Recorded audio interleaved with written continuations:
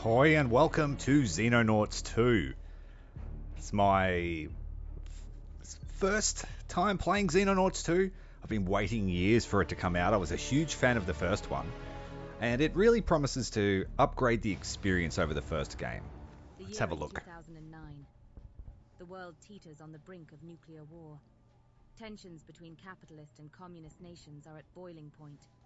Every opportunity for peace has failed, as if an invisible hand inexorably steers humanity towards annihilation.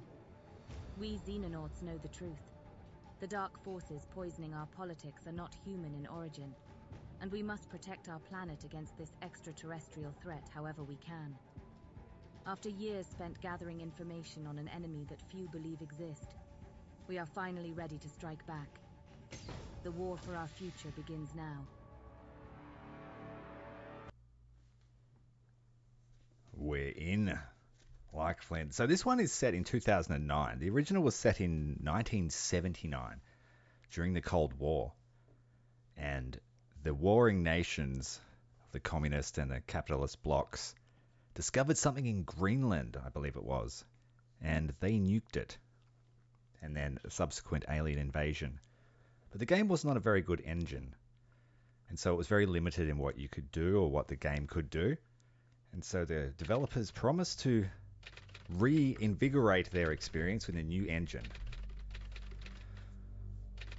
Alright, no getting around the fact that our new home is going to be a nuclear bunker full of 1960s era junk.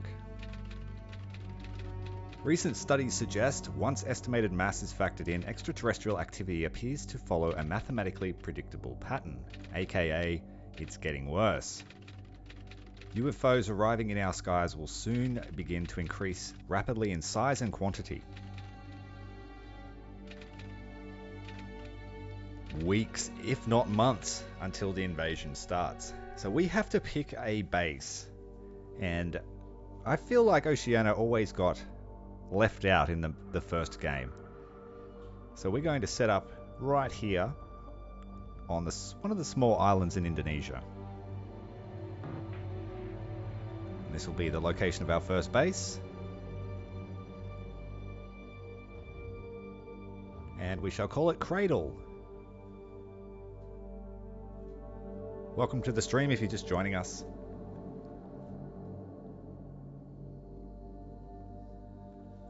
So our first base is set. And the radar will detect UFOs that fly in that circle. So rather than upgrading our first base, I'm going to go ahead and set up a second base. Should we put it in the Sinai Desert? Somewhere well out of the way? I think so. So that way, once it's fully upgraded, it'll have a good coverage of Europe, Africa, and some of Eurasia, and a little bit of, or most of India. We should call this one Eden. Welcome to the stream if you're just joining us. Let me know if you can hear me or not.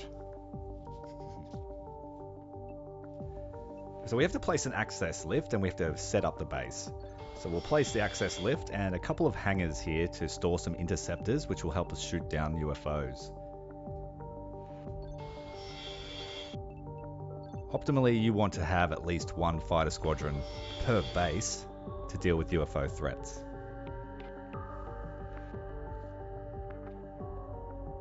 Else. I think we could probably afford another hangar eventually, but we don't want to use up all of our starting funds. Put in a storeroom and then a generator and then a radar.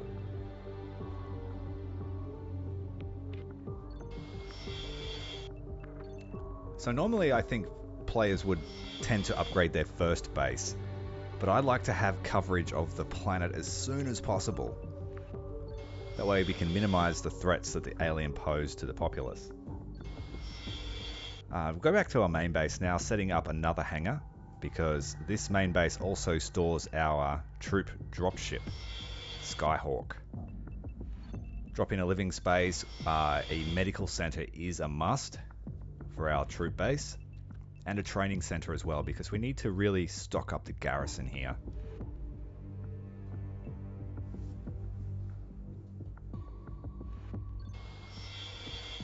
Looking good. And that's pretty much used up all of our early starting funds.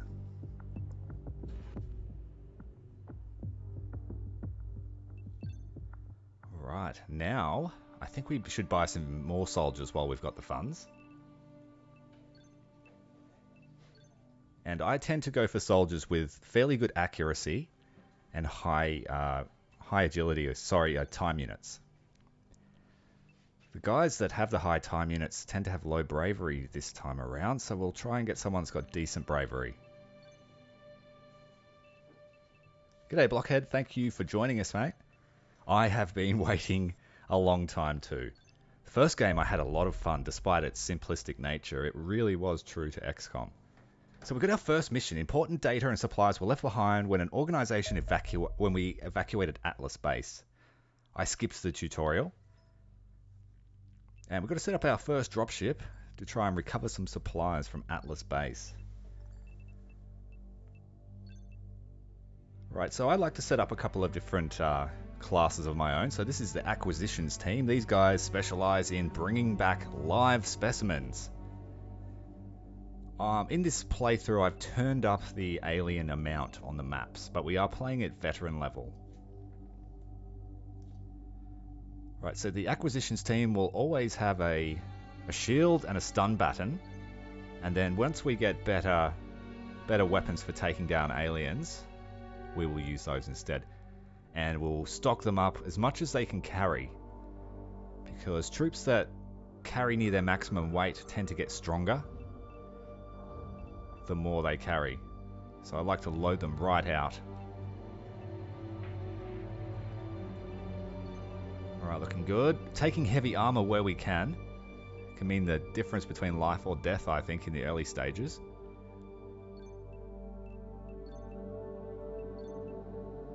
Okay, looking good, looking good.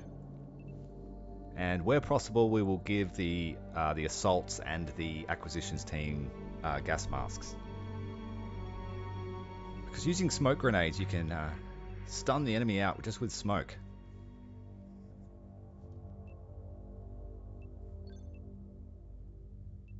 This guy doesn't have very good strength, so if we took armor, he would be well and truly overloaded.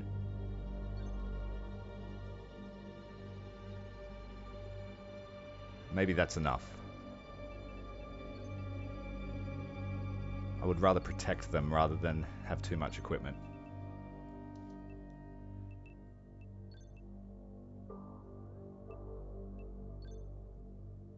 Right. He's pretty much maxed out. I'll get rid of his pistol. I find that in the early stages, he won't run out of ammunition. And I don't feel like we need a sniper for a base assault. So we'll take someone else. He's got terrible bravery, some of these recruits. They will not be good under fire. Despite that, we'll take Bjorn Johnson. He's got pretty good strength, so he would make a good heavy gunner, but we'll make him acquisitions for now.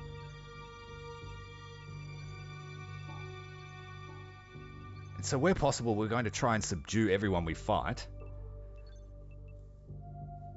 Capture everybody.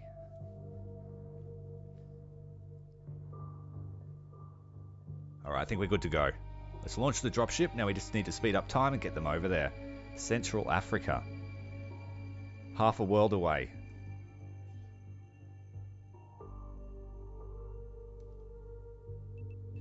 Speed up time a bit, get her in there.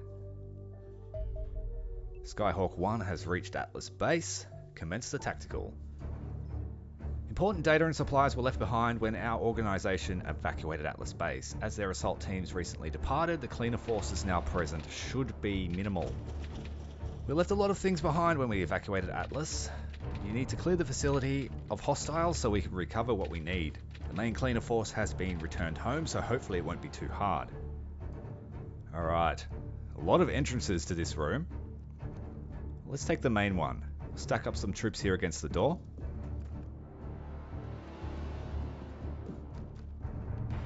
Get everybody Well, we'll go 4 troops through these main doors, and then we'll have some overwatch through the side doors, I think. Just see how the map plays out. There's no real cover for the doors. Get the shield troopers at each door. Rifleman behind. Light machine gunner, he can do overwatch. Should be able to hold that door. Another rifleman on the corner.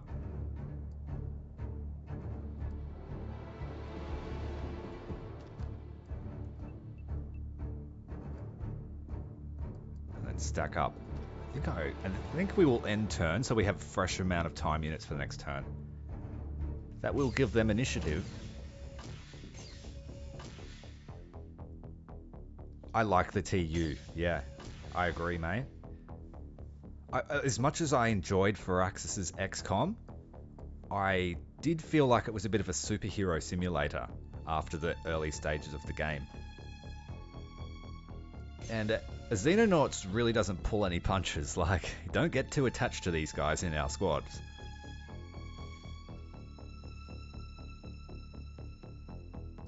Alright, we've got our first contact. Looks like a secret agent man.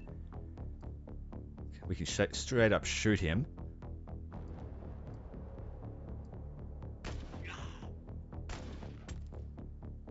Fortunately, that shot going over the head. Get a second shot on him and finish him up. Or if we smoke grenade him, I think it'll knock him out. But this person's got terrible strength.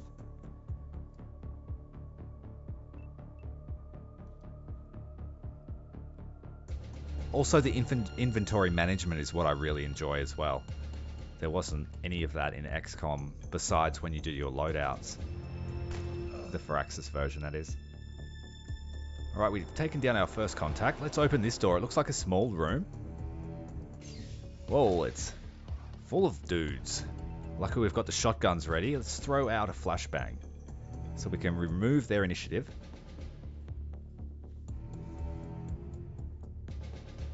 Try and get the best possibility so they don't bounce off the wall. Right, those two guys are suppressed. We could smoke them up too. And then move in with the stun battens and just beat them up. The quicker we can take them down, the better. Oh, that does use TU to change your weapons. I did forget about that. So we can't quite make it there, but let's get into the smoke. These guys will be useless next turn. We will take a bit of stun damage because this one doesn't have the smoke mask. I'm worried about this door here though.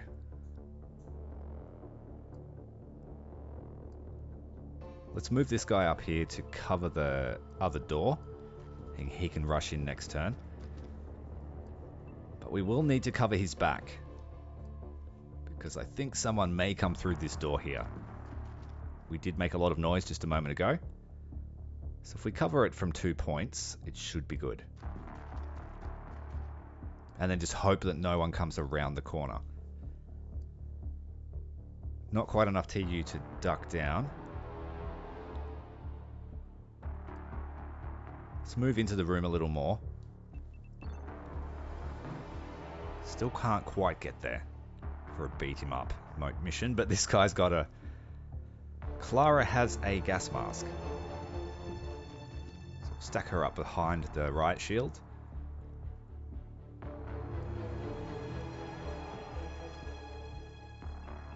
Despite the close proximity, I'm pretty sure these guys will miss if they get a turn. This guy in the background's a worry. We also need to cover this door too, in case someone comes through. Don't want to get ambushed. Yes, I did see the screenshot in Discord, mate. I enjoyed that one. That one I understood. Oh, we glanced off the armor. The rest of the shot's missing. But the breach team have been suppressed. Oh, we've had someone come around the corner here, taking a slight amount of damage. Still went pretty well, but we're not going to get as much beat him up as I hoped for.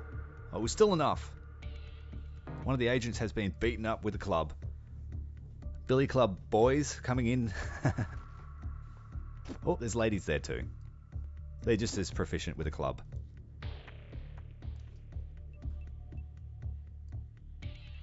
Alright.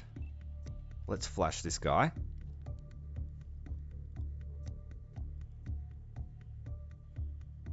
Hopefully that doesn't bounce into the center. No, it's a bit risky. Let's just beat him up. We've got the right shield. This guy here, if we ran out there, he'd probably have friends. So we'll get the guy that's cornered. Beat him up. Oh, not quite enough to take him down. We're going to have to smoke him. Could shoot him. It's pretty low chance to hit him though. Oh, but it paid off. That's why shotguns are good. Something will hit. This guy's wide open, but at 87% chance to hit, failed. That's Xenonauts, baby. I'm not sure how much health those guys have got. We're playing at a difficulty where you can't see it.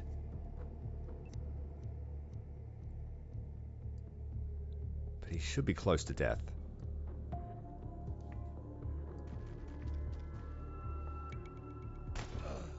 There we go. Down.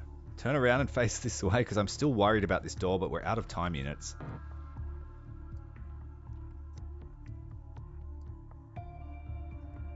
These guys are depleted for the turn.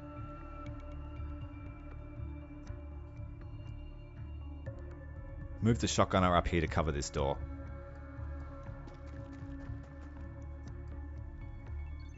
Anyone that's recently joined, thanks for joining us. Playing Xenonauts 2, which is the spiritual successor to the original XCOM from the 90s.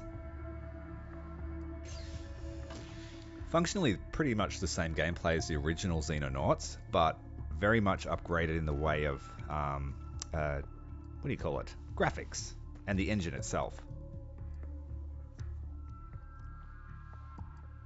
Yeah, from my little playthrough that I've had before I decided to stream, I still had a little bit of issues selecting guys on elevation or even seeing them and them seeing me.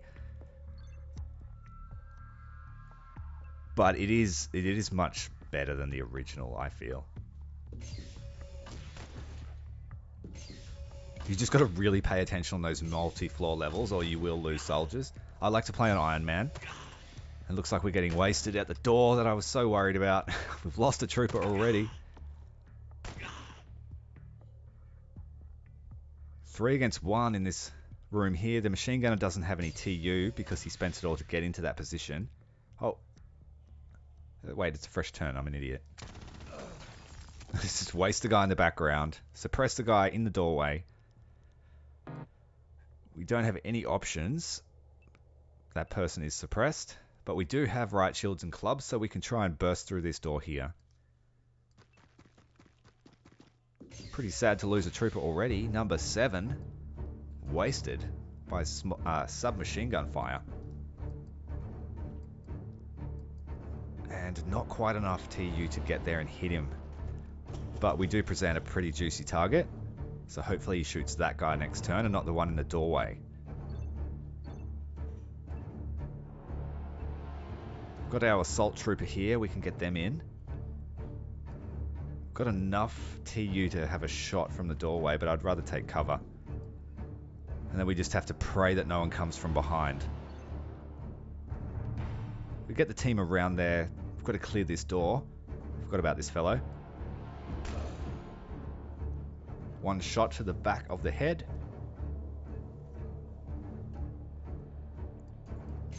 Where to next? Oh, there's another dude in here. Just solitary fellow.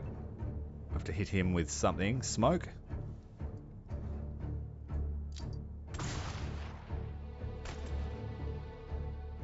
Okay, Okay, but you can't close the door again, so we may as well advance.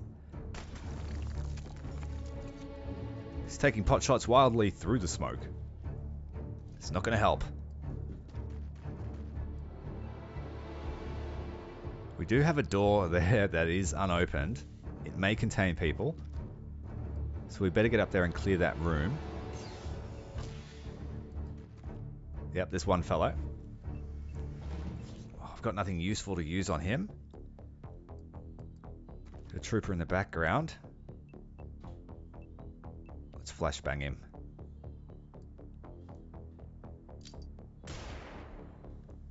Good hits. Get up in his face with the riot shield. And it's still got enough health to take that damage.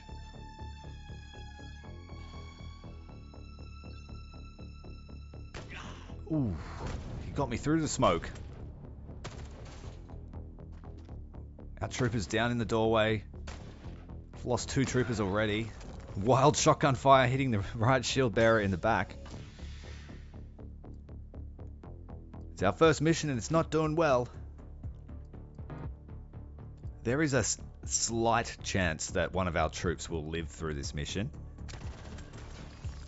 Light machine gunner wasting that fellow in revenge. Right, we need to get rid of this guy. Shotgun blast will do that. So much for acquisitions. We knocked a few guys out, that's the main thing. We'll take these guys back to headquarters and see why they're helping the aliens. Need to get this guy in the smoke.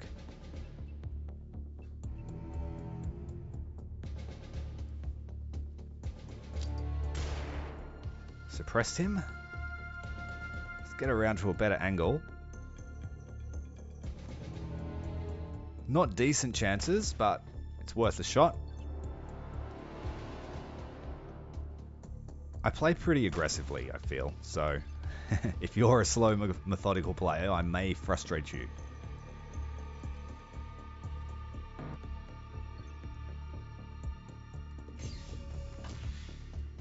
My boys, get in there and get the job done.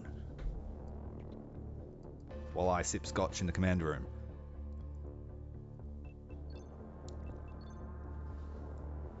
Okay. Let's hope this guy doesn't prove to be difficult. Nope. Let's see if we can get in a flanking shot. Shot in the kidney. It falls unconscious. So we're going to take him back alive, though gravely wounded. Looks like there's only one door left.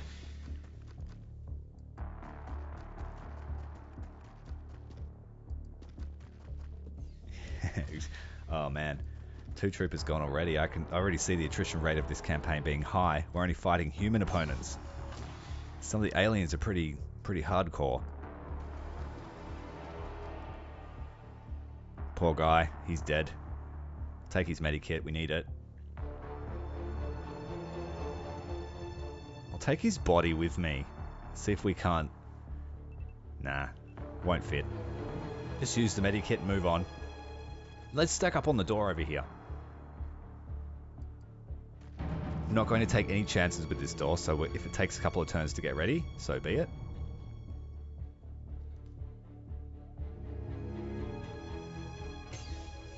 There's no activity from the room. Get the shields up front. Shields and shotguns.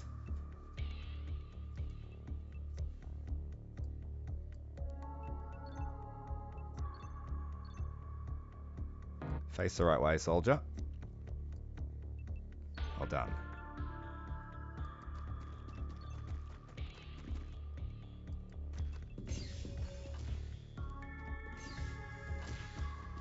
Another turn, and we'll be ready.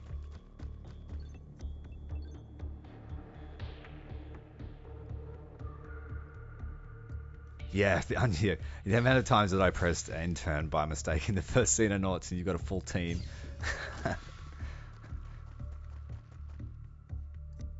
Or even it just saying, hey, are you sure you want to leave on the mission before you've put your armor on the guys?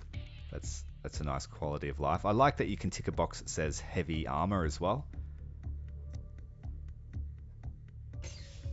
So that'll suit the different roles that we intend to build up. Yeah, I also didn't follow any development, but I saw that it was in a playable state, and there's been a few road milestones reached in development since early access, so I thought I'd give it a whirl, and I really enjoy these sorts of games, so...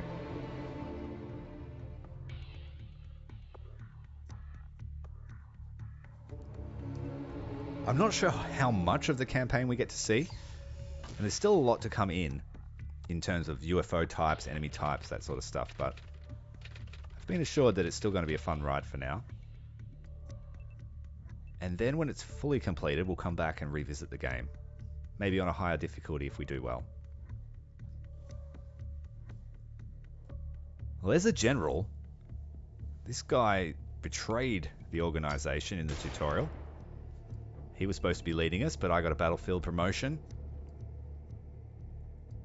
So we're going to try and subdue this guy and find out why he decided to betray us. We're not going to just gun him down. There's got to be a reason. Smoke grenades out. The bodyguard is suppressed. Can't get an angle on that guy's grenade. That gal, I should say.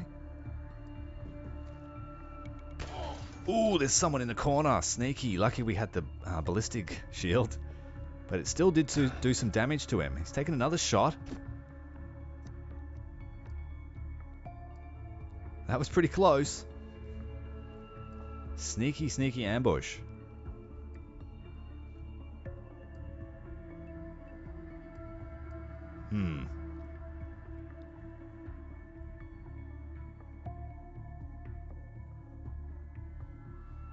Got no other ordnance because my guys didn't have very high strength, so we're just going to get in there and beat everyone up. Should use the shield so we don't fall for that other trick again. Very low damage. Again, low damage. It's going to take a few hits.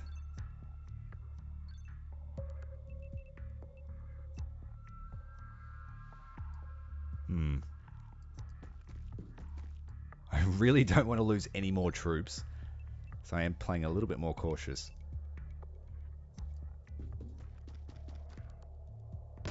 Ooh, General takes a shot with the handgun through the smoke blindly, shoots his own guy in the head. That was brilliant. Thank you, sir.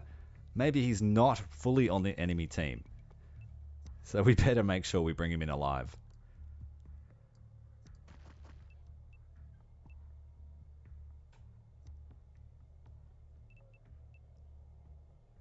That's quite funny, actually. I enjoyed that.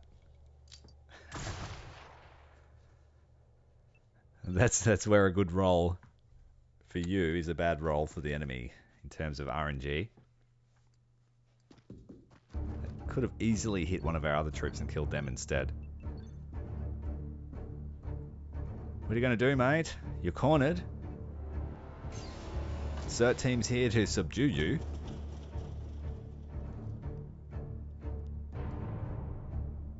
Get the guy with the gas mask in there. Ooh, he's pretty accurate shooting through the smoke. Still taking shots at us. Oh, destroyed the ballistic shield. Get the battens. Beat him up. He won't be able to talk for a few days after that beating. But we did a successful mission. All right. First mission, one of our guys that was injured survived.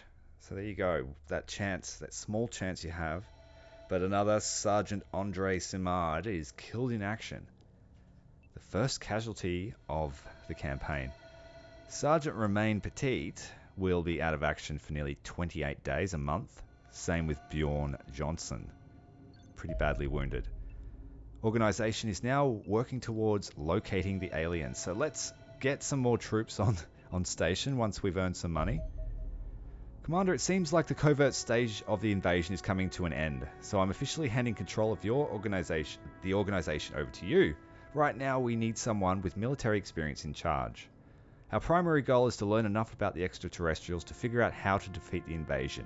Now we've finally developed the technology to track them, soldiers and pilots can start conducting missions against them. Incidentally, I'm sure our chief scientist would be delighted to look at any corpses or alien equipment you can bring back. If we're lucky, he might even be able to reverse engineer some of it for our own use. Final task is to increase our funding across the world. So like I said, we want to protect as much of the world as we can in our early stage, so that's why we have a second base running. It's going to take a month for it to become useful, and by then I would hope to have at least one interceptor ready to go in the hangars.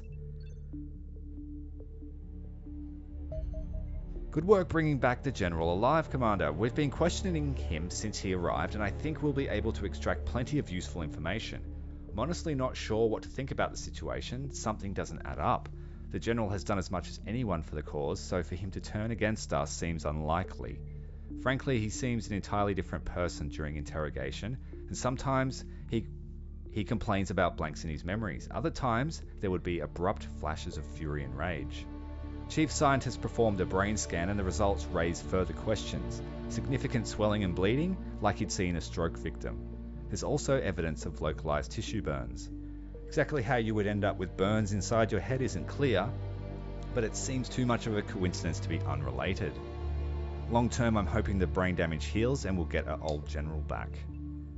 But for now, we've got the job. Alright, we've got our first research. We're going to interrogate the cleaner agent that we managed to bring back alive. Find out exactly what they know about the alien threat. While we wait for that, some reinforcements have arrived at the main base. So we can sell everything we captured, and that's why I want to try and focus on subduing where we can. Also get us sort of a head start on the research, if we can capture aliens early. Nowhere near being able to afford a new aircraft, but we could build the weapons and the armor for them first. We made a tidy profit from that first mission, 100 grand. First base is looking good. Second base is about 20 days away from being operational if I can get the fighter ready for it. Hopefully that'll be in time for the first wave of UFOs. Unfortunately, North and South America will have little to no coverage until later. But you can have 6 bases, which is good. That's our funding for the month, and that's how much it's costing us to keep everything running. So the moment that extra base comes online, it's going to actually cost us a lot more in upkeep. So we need to make sure that it pays its worth in UFOs. Alright, let's get the first research done. Panic across the board is at 40.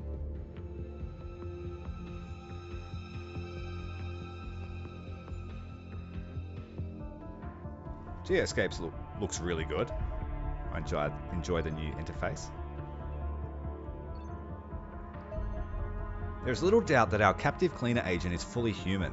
Troublingly, there is also no evidence to suggest that he's under any form of alien control. Interrogation of the subject suggests he remains unaware of the ongoing extraterrestrial invasion. Instead, appearing to believe our organization represents a powerful crime syndicate, illegally manufacturing drugs and weapons. It appears the cleaners have subverted several important law enforcement agents, allowing the creation of false investigations into their opposition. So they are not aliens in disguise, like they were in XCOM, the Thin Men or whatever they were. And the autopsy's over.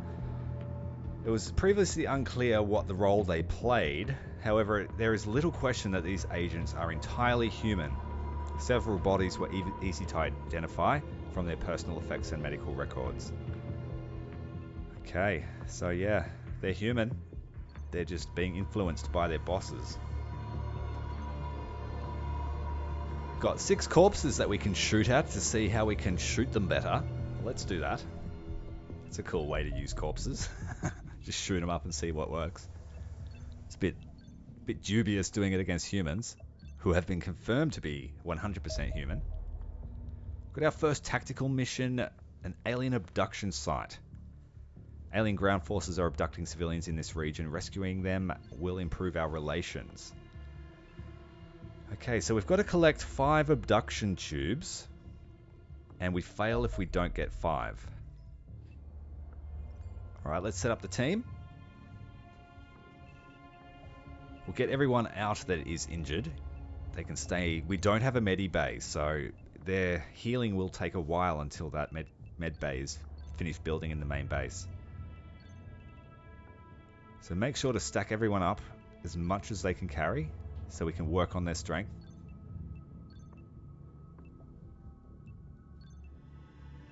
If you can carry it, you're taking it. Smoke and flash grenade combo will work really well. We are fighting aliens though. No doubt they will be harder than the goons we were fighting at Atlas base.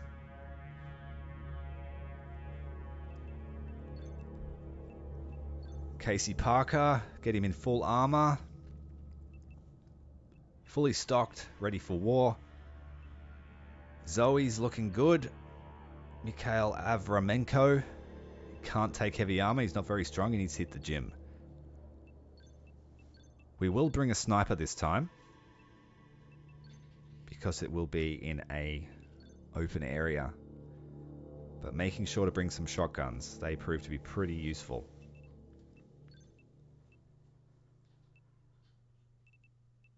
Michael Picard, ready to go. Sergeant Tony Roberts from Acquisitions is looking okay. Still got to work on his strength. Everyone that's got, or everyone that can have heavy armor has got it. And I'll give him the baton to start with, so we don't waste TU like we did in the last mission, switching weapons. G'day Magic, welcome to the stream. Thanks for joining us. Playing up some Xenonauts 2.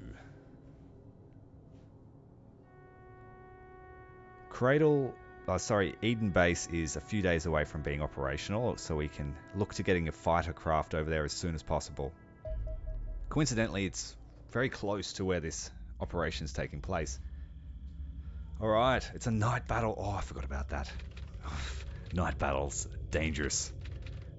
You've got to throw your flares to see your full vision range.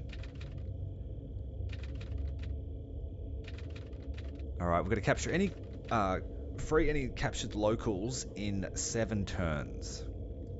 And knowing these missions, there's aliens already looking at us, ready to shoot. Get the flares out, so we can at least detect the threats. And you can see how much further that extended our vision range. This game is, I don't know if you've heard of XCOM. It's an old game from the 90s, which was reinvented for consoles and PCs by Firaxis. But this game tries to stay true to the original 90s formula. And we've got to stop an alien invasion. And it's all about building bases, managing troops, their loadouts, collecting specimens to research and find out exactly what we're fighting. And if you don't stay ahead of the ball, if you don't have enough fighters to shoot down the UFOs, then the alien invasion will slowly get the better of you. The aliens can invade the bases that you've built all over the world. Your fighters can shoot down UFOs. It's really, I enjoy it. It's great. I would love to see a real-time version of this done correctly. Bring it right into the modern age. Flare out. That didn't really help us. But you've got to be super careful around the aliens. They will get you. Oh, mate, I am an alien destructing connoisseur. I have purged many a world, don't you worry. My true experience comes from Warhammer's Imperial Navy, who is adept at purging planets of Xenos.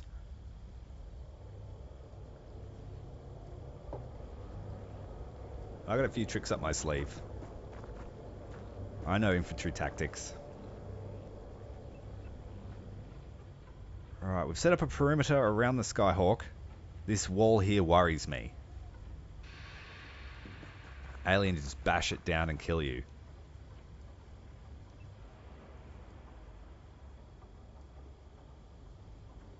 Alright, we've still got troops in the Skyhawk, but I think we're going to push to the east.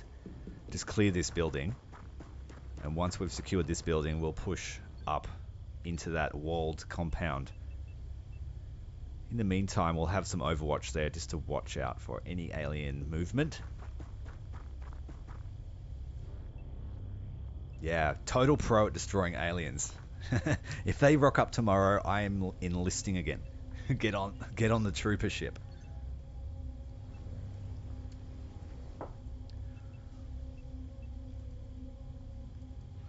Alright. Perimeter is set. Got a couple of tubes there filled with some dubious liquid and a human. And there where we have to free up. Oh, we've got alien sighting. First alien sighting. Looks like a grey. The traditional alien. Area 51 guy.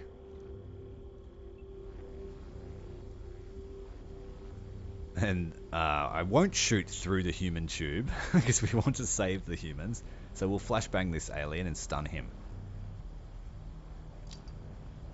Welcome to Earth.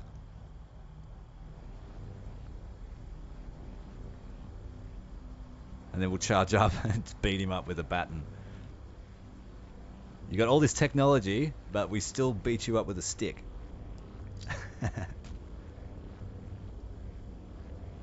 Oh, I can't quite get there in one dash. But I could stand over him. He's pretty stunned by that flash grenade that just went off in his head. Hopefully he doesn't have any friends behind those shipping containers. Taking a big risk here.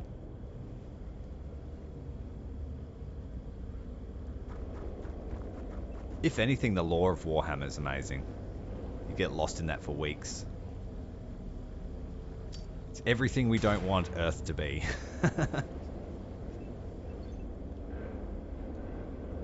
Alright, we suppressed our own guy with a flashbang. Bit of a rookie move. This building worries me.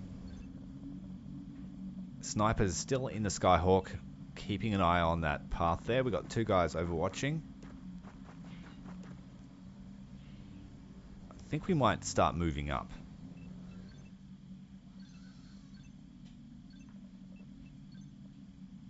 Keep the sniper in the Skyhawk for now. There's no elevated position for them. Yep. Managed to stop whatever weapon they're using with a ballistic shield. And now he's going to get the stick of justice. Oh, abysmal damage. One more shot. Bit better.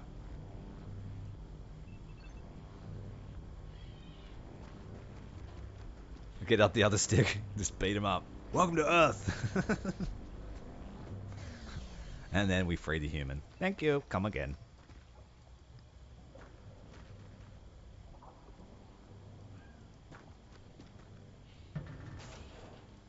Oh, you're a Necron fan. You're my new favorite fan. Oh, they're my favorite race. Necrons and the Tomb Kings from Warhammer Fantasy. My number ones. And then I am kind of a traitor in that I do love a bit of chaos.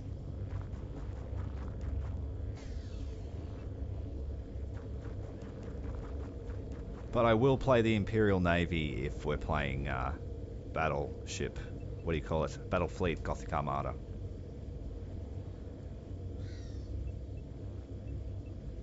Necrons are great. 10 out of 10 would sell my soul to Satan again.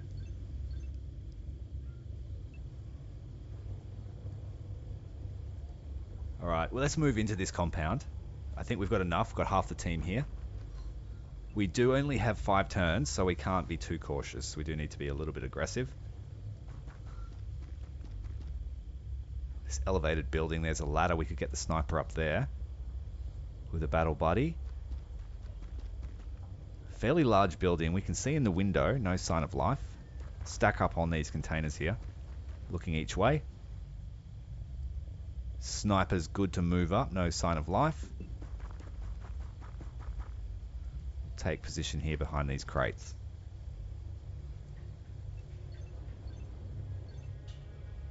Looking good. Alright, let's get into it. We can probably move him up closer. There is another abduction tube just there, hidden by the fog of war. Oh, got more life here, but he's got his back to our shotgunner. Ooh, that's a big mistake. We've got a couple more running down here. They haven't sighted us.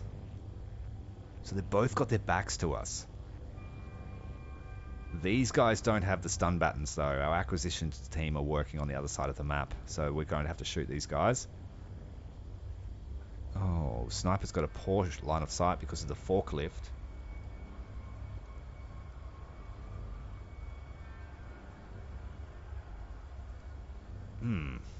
Should we try and flank? I would like to collect as many of these aliens as I can. Get straight into the research for it. No, it's not late for me. It's 3:30 in the afternoon.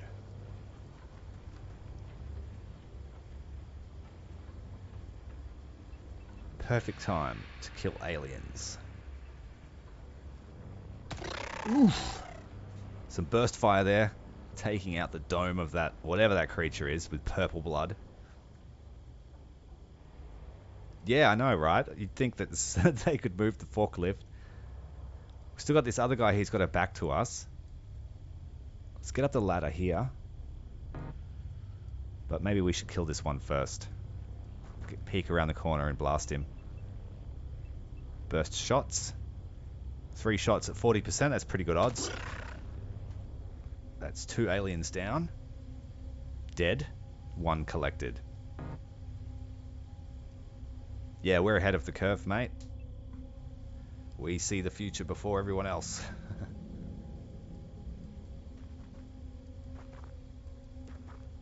Just creeping.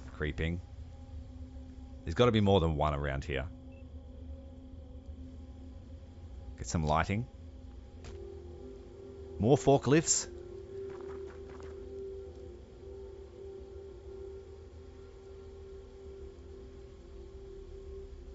Yeah, man, those workplace health and safety guys, they'll jump on you.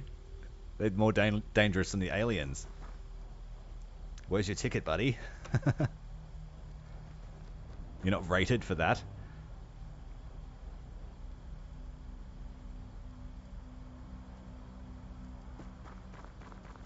Alright, this team's working well together. Got the billy clubs, billy clubs, shields, shotguns. Fortunately, that team will work pretty well in close quarters. But we need to try and get these civilians. We've got 4 turns left to save them before the aliens bug out. The Forklift Empire. There's a game idea. Forklift Tycoon. Design the best. Sell it worldwide.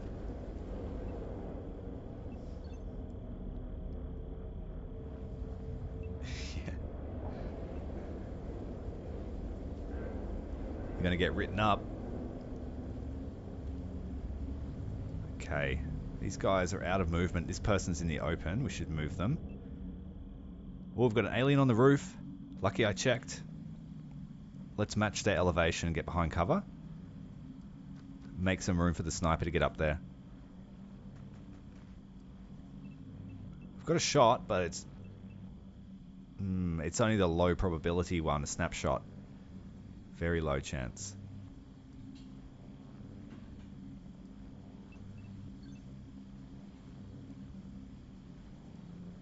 Get this guy around here to flank this side. Yeah. Forklift Tycoon. Made it.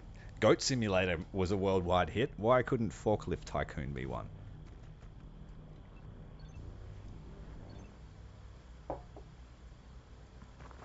Maybe they could rate your forklift on how many goats it could pick up.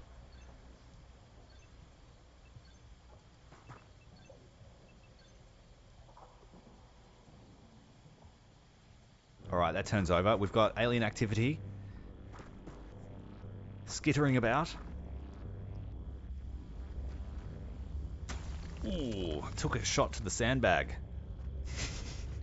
We've got 2 aliens now and 1 on the roof. Or that may be the same one. I'm not sure.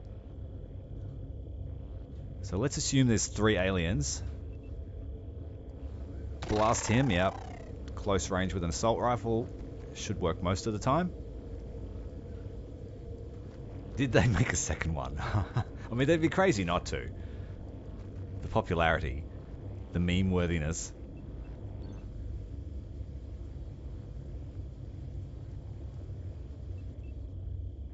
Alright, so we got 1 down. 2 possible in this location, and then 1 to the north.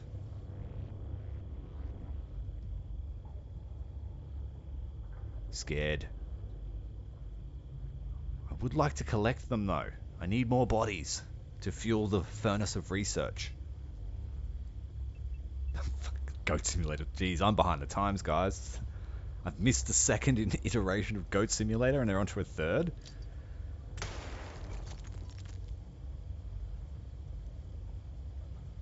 Yeah, it's true. Goats are pretty meme-worthy.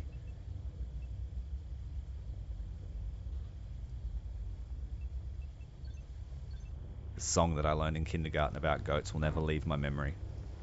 Highland goat. It's doing fine. He ate 3 shirts off my back line. Let's shoot this alien in the head and make sure that he is dead. Let's free up this human. We only have 3 turns left, and we're running a little bit behind on the saving of civilians. Commander's being distracted by thoughts of goats. Maybe the aliens have got mind control tech going on. Couldn't finish off the alien, but we managed to blow the wall out behind him, leaving perfect shot for our billy club guy to come in and beat him up. That was great. That worked out perfectly. Yeah, goat poem, yeah. My Highland goat. I dare you to listen to the song. It'll never leave your head.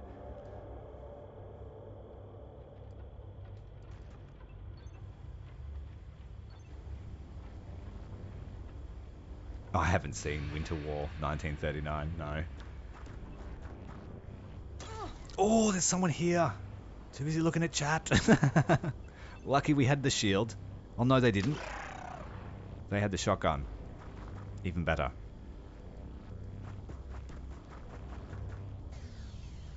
Okay, we are up to 4 out of 5 civilians with 3 turns left. We've got an alien just on the other side of this wall here. We beat him up too.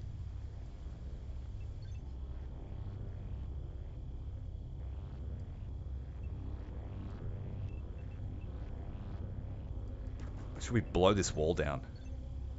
Nearly everything's destructible if you use the right tool. I think I might blast that wall down and then charge it in with a shotgun. Again, the theme. Welcome to... Oh, the sniper's taken a shot. Some kind of bolt weaponry.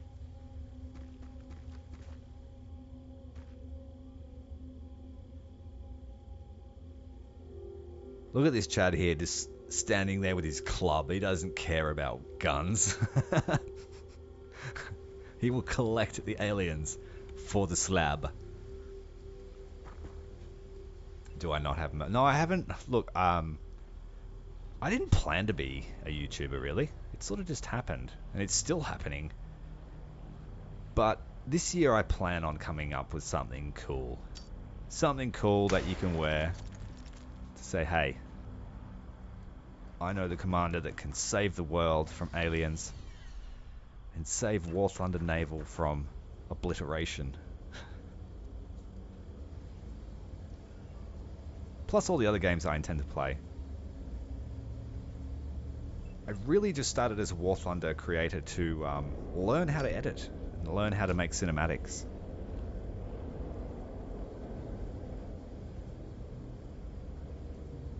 But honestly, if COVID never happened, neither would my YouTube channel.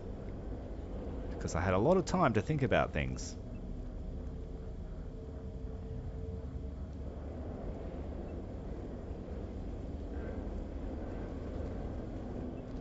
Well, I planned on serving in the Defense Force most of my life.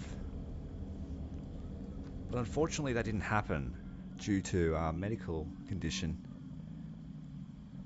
And the quote was, "You are not a wartime soldier." I was accepted into the Royal Military College in Australia, but unfortunately in the last step I failed the medical for a medical condition I didn't realise I had at the time.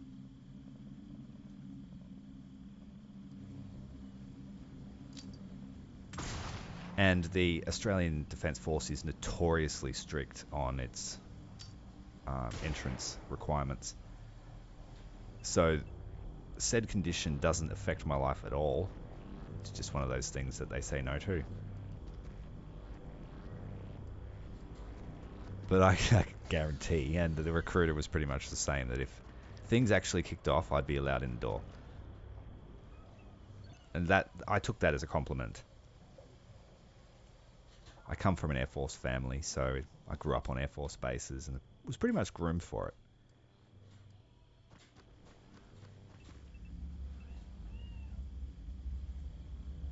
Now I'm a family man.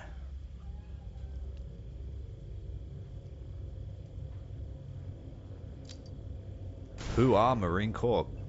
Good on you, mate. My hat's off to you. I initially signed up as an infantryman, but the recruiter said that I was I would be better suited for intel than infantry.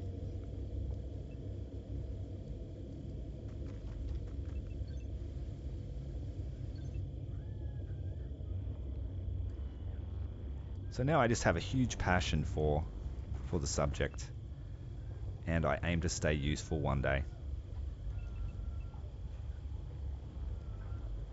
And I'm a proud dad of 3 kids.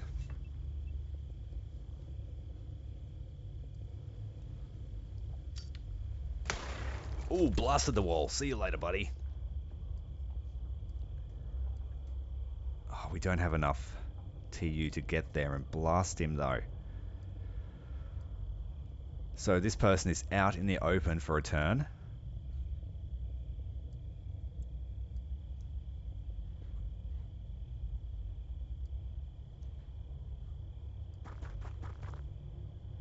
Yeah, I really enjoy it. It's still true to what I played originally with Xenonauts, but it just looks so much better.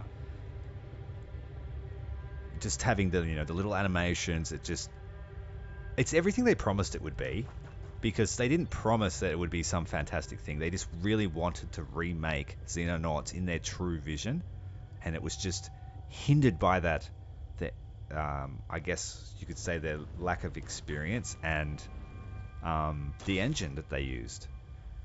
But it was a great learning curve for them, and they have loyal fans. The Kickstarter was backed. So yeah, it's just taken so long, and I mean, if people can pay billions of dollars and wait decades for Star Citizen, I'm happy to wait what it's taken to give us what seems to be a true XCOM experience. The original Xenonauts is very, very much like Project Zomboid in its appearance and gameplay. I played Project Zomboid in the early days, and Xenonauts was very, very similar in its feel. Its inventory management. Obviously, they're different games, but you're right, it was very similar to Project Zomboid. And I guess Project Zomboid in its current state is very similar to how this engine's running now. Alright, we've managed to take down that alien. We survived the turn.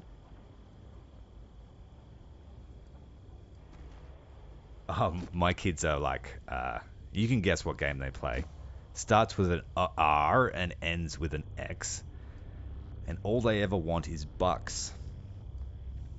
I don't say the name because it summons them. Yeah, I am so disappointed with Star Citizen. Like, I never backed it. And the game that I played was Elite Dangerous. Elite Dangerous was my jam.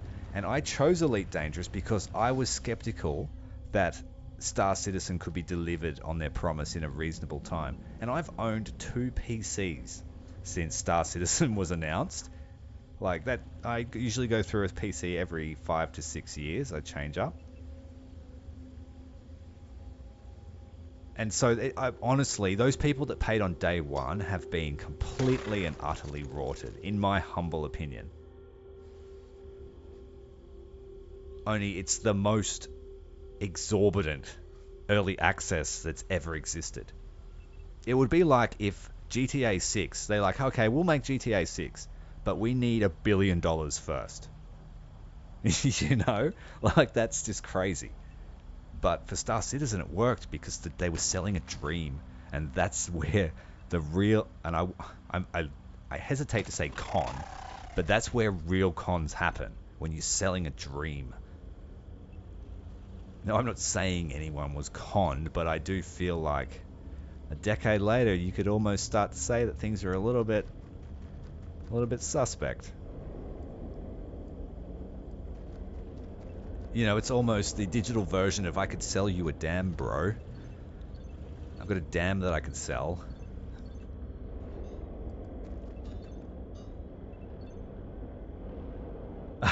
Yeah, that's actually an amazing idea. Forklift tycoon on Roblox. See the things that happen in live? The ideas that formulate and bubble to the surface?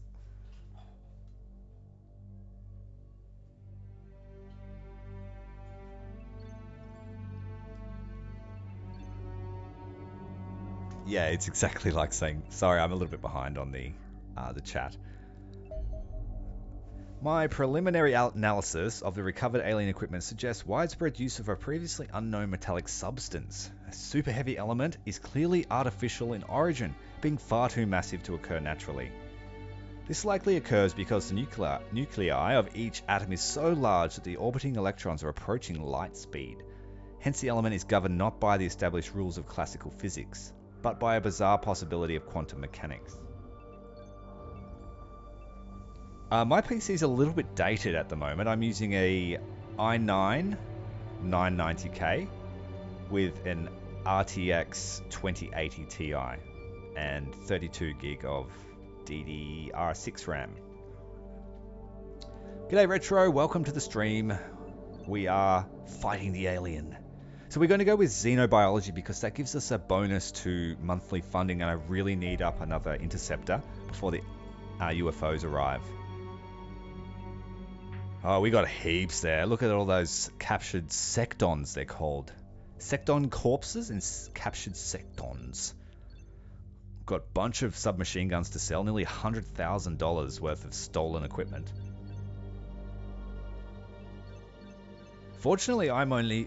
my suburb is one of few on the Gold Coast in Australia that has power at the moment, because we had a crazy storm on Christmas night and 120,000 homes are without power.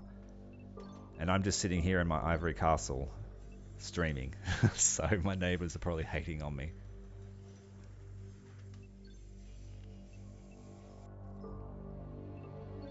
Alright, let's get the time underway. I really want this second base up and running. There we go. The hangar, the lift, the generator room are all ready at Eden Base. We just need another week until the radar assembly is up. But that's okay. And we've got 3 days until the med bay is ready, which is super important for keeping our troops alive. Yeah, I know. Super lucky.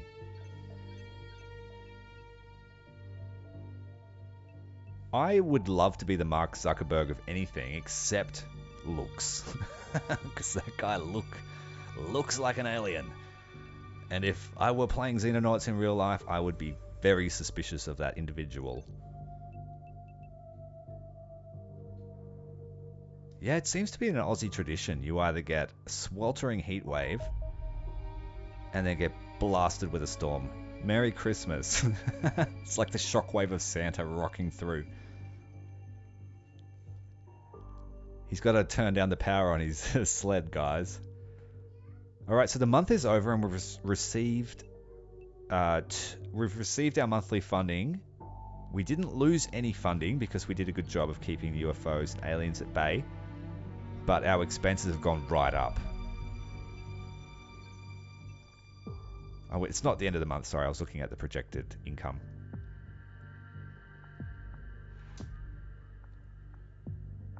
So you get a white Christmas every year. We have hot ones. A cold Christmas would be a present. It's funny that. It's like when I play other, like War Thunder at the moment has an event, a winter event, and I'm like, man, it ain't winter. We've got a new mission here to recover 3 sergeants who are missing in action. So we can't take a full dropship.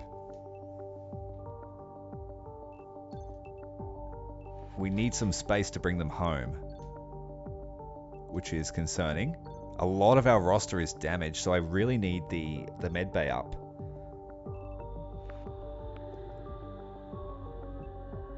Pretty happy with that team. We've got a lot of sergeants, a couple of corporals. I don't think I'll change that too much.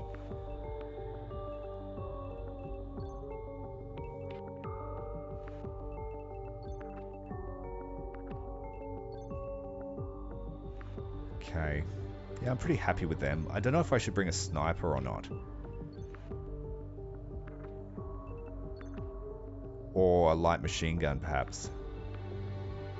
Yeah, let's bring a light machine gun. Because I'm not sure if I have to find the troops or they'll be ready for us and we have to defend. So...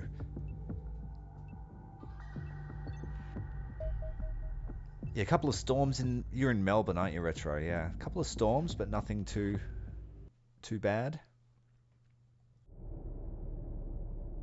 Sorry, I just had to answer some questions.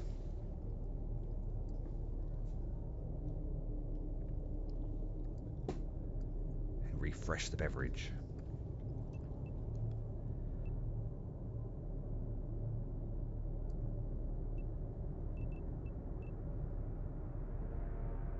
Oh, it's a night battle. Night battle.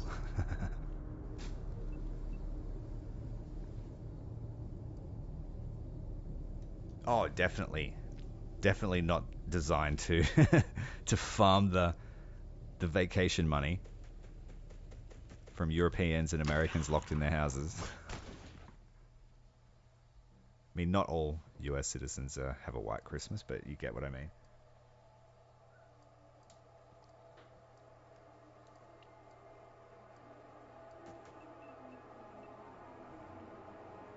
As much as I love the ships and the boats and stuff, I try to stay away from the selling of products. Most of what I have in that game I earned.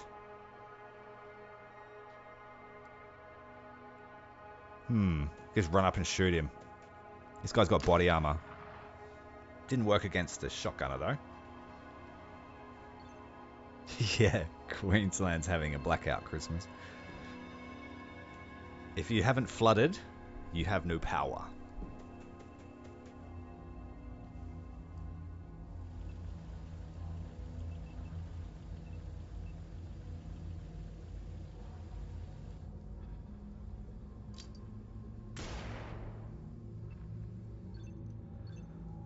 Alright, so the first guy's down. Second guy, we've smoked him up. There's a civilian there. We've got to make sure we don't kill that guy. We did take some damage.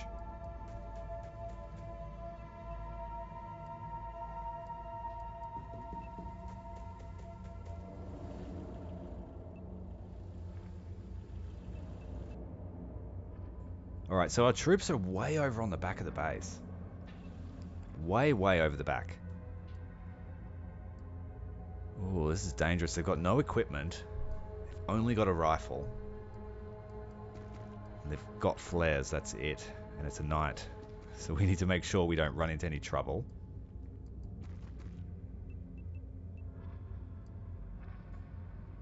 And if it seems clear, I guess we could try and extract them together as a team. But if it's too busy with enemies, we'll have to send the team to meet them. Air Sim's really fun. I enjoy it. It's just the earning potential is kind of... Once you get good at Sim, you'll notice that the earnings aren't so fantastic. And you'll still be earning what you were earning when you sucked. Which is what a lot of Sim pilots really resent about the mode. But when you're learning, the earnings for RP and stuff are quite good. Because you're sucking and still getting good rewards. And if you have a premium account, then it's free for your repair costs. Yeah. For a lot of years, I was the same. I either earned it through events and then sold it on the market to earn my... I pretty much funded a lot of my premium time for at least 3 years after the market was introduced. Yeah, at some stage we'll have a sim squad. We'll go for a fly. I've just been really short on time over Christmas. You got a new PC, didn't you, Retro? Your first PC, I should say, rather than a laptop.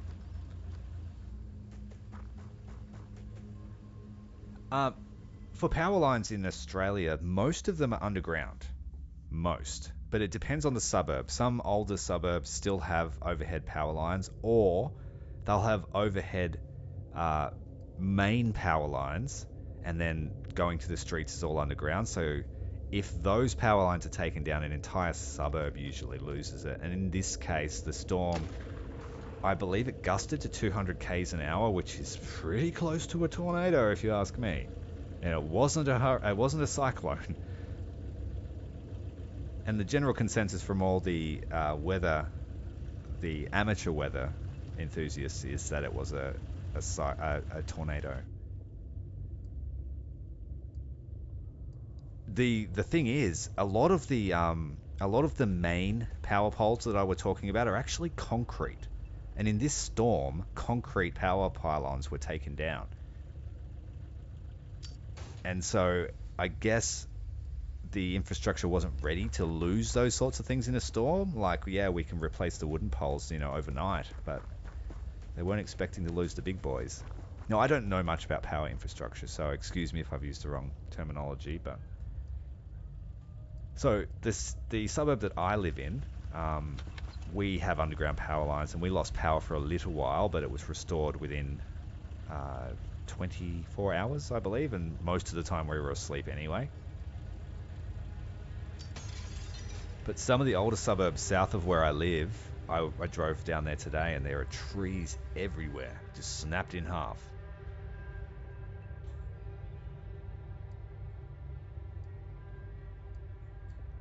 And so for some suburbs, they're saying they're not going to have power back until the 31st, which is pretty bad in Queensland summer.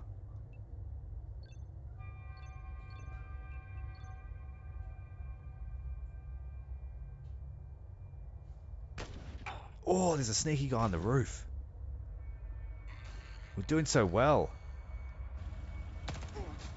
Oh, we've been ambushed. Fortunately, he can't shoot.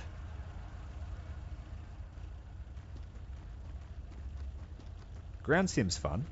I'm just not very good at it. I'm good at the CAS. I'm just not so good at the tank combat. My eye is just not trained to find tank silhouettes.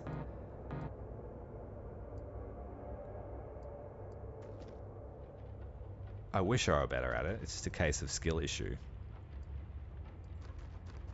And, I guess I'm speaking for Ground RB. Ground RB makes me angry. And I don't like getting angry. This always feels like the odds are against you.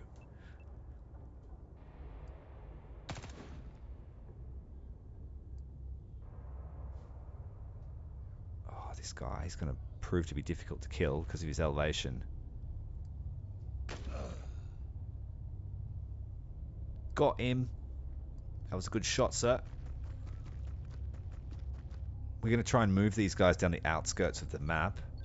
Hopefully, they can meet up the team here who are guarding the entrance to the compound. Got one more guy here to take down.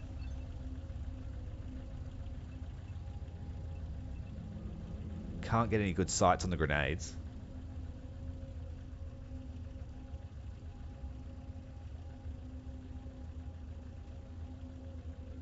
What about when you get shot by what you thought was a friendly tank, but it was a tank wearing a stolen tank from a different tech tree? Or when you shoot one and it's your friend. Alright, stun this guy up. We'll beat him up. Everybody we bring back alive is worth more.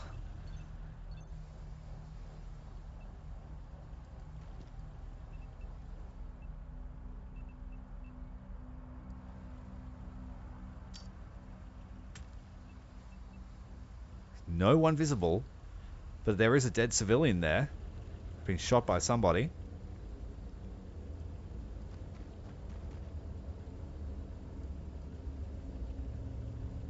Yeah. It's when a game makes you angry, there are usually a few reasons why it makes you angry. One is because the game generally has a high-paced, really, stimulating environment, and it gets a bit overwhelming, so you get angry and you get a bit frustrated. And then there's the games that are poorly made or implemented, and that they take away the player agency. That feeling like you can actually turn things around. But unfortunately, ground RB, early tiers is great. I think up to about 6.0 is great. But then the modern weapons start to come, and then the supremacy of modern weapons to just highlight how dangerous they are comes to the fore, and it takes away all that player skill, and it just becomes more about map knowledge, knowing when to camp, or just getting lucky on a good team.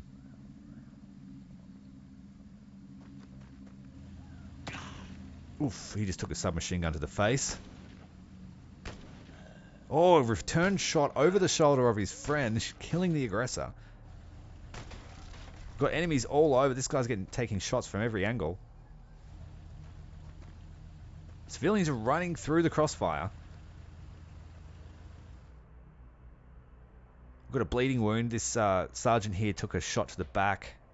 Long range shot. He has to get out now because they have no medikits, and he will bleed out if he doesn't.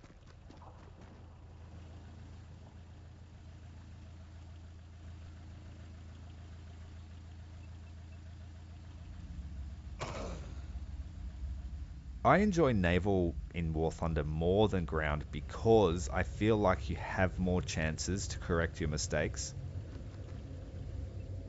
Your ships usually are more survivable than a tank, and so if you do come under fire, you've got time to react. You've got time to turn things around. Don't get me wrong, there are matches where you will never win in naval too, and that's just inherent to War Thunder's game design. But I feel like, generally in a ship you have a lot more survivability and time to think. The same with Air RB, especially at top tier. Like, Air RB can be over in less than time it takes to go to the toilet. You can queue up for a battle, come back after grabbing a drink, and the battle's almost over and you haven't even taken off yet. Suppressing this guy here. We can't jump off that double container, unfortunately. Legs won't let us.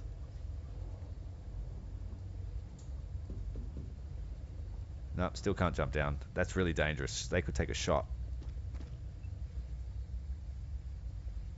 It's too far away to get an accurate shot on this guy. We could push closer, but there is another enemy on the other side of that container.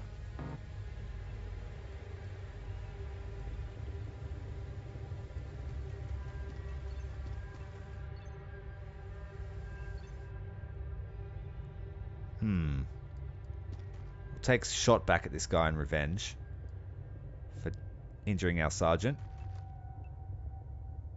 Pretty low odds. That guy got lucky to hit us. We'll get back into cover. And move these guys further down.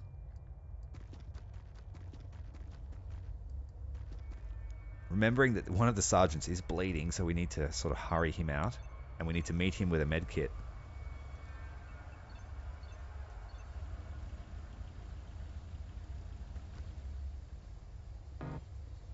Still got that hostile over there. Get the light machine gun. He's not going to be able to get a good angle.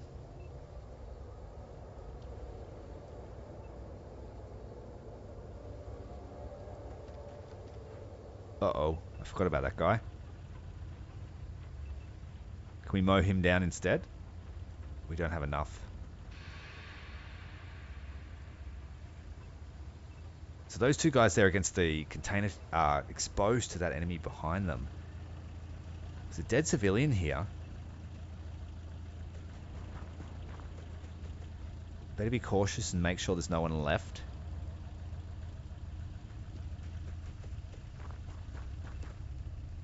Our team is pretty spread out, but we're managing it well. There's a guy up on top of that container. He may be able to get a shot. I better move him back.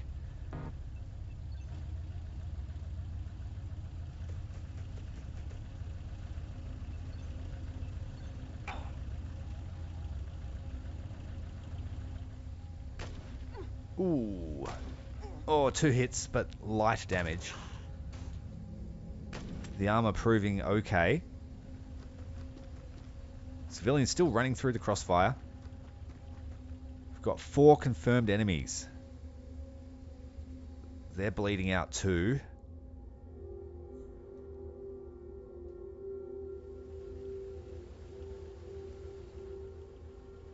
Get Casey Parker up. Burst fire. Finish that one off. See, here's a little bit funny to try and choose the elevation.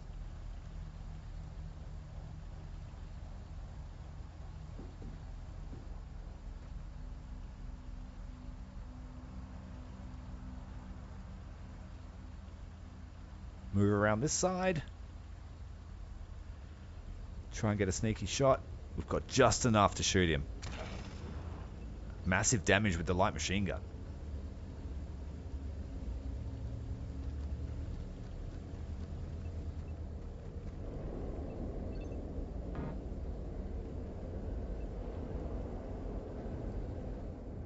Oh, this guy is proving to be difficult. We'll have to move up into closer range.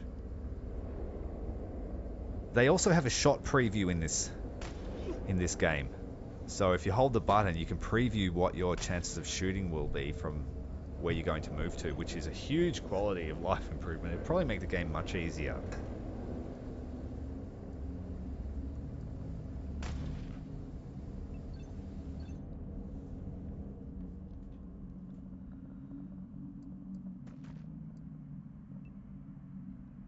Still, I want to get this guy. It'll be... Oh, he's a good shot. He's hit 2 of our soldiers now.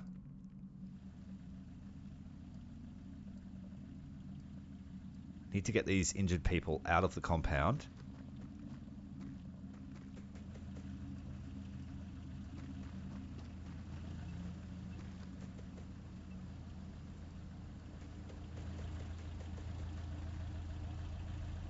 And get a medikit up there and they can get healed next turn. So they should be fine.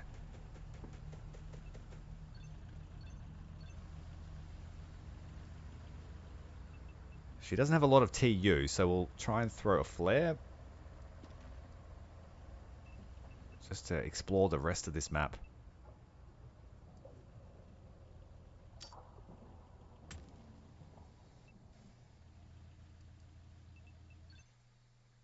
At the moment, it's pretty good, except for all the meta vehicles.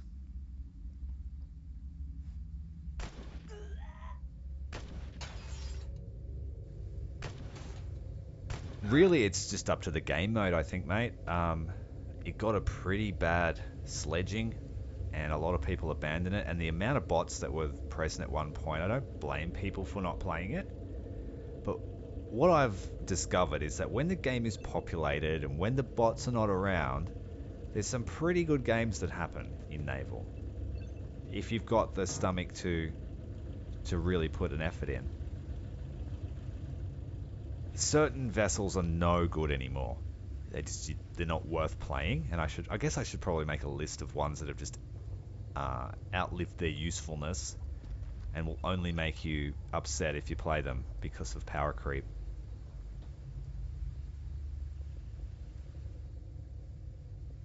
Oh, this guy is proving stubborn. Got him. We've got one left. We've got Mr. Marksman around the corner here. Mr. Marksman, who's shot 2 of our soldiers and dodged all the bullets we've sent his way.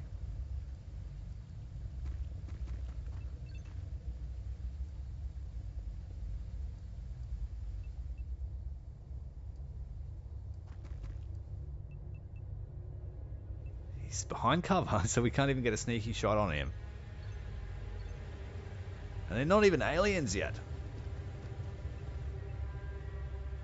Oh yeah, like don't play 6.0. 5.7 is my fun cap. 6.0, you just get dragged up to battleship tier because everyone just wants to play battleships. And you just become Scharnhorst food. Don't be Scharnhorst food.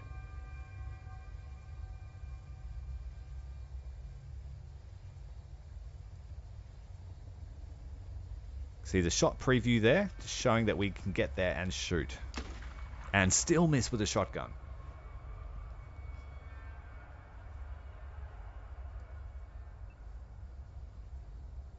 Oh yeah, 100%. There are no one-man armies, despite what Hollywood would have you think. I don't really know what they could do, but maybe you just have to choose a type of vehicle that you want to play. So I want to play a tank destroyer, so I can take all the tank destroyers of that BR. I don't know, maybe. Try and give people specified roles, like in the Battlefield series.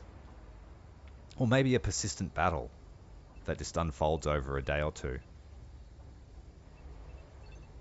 I would like to see experimenting with ground enduring confrontation.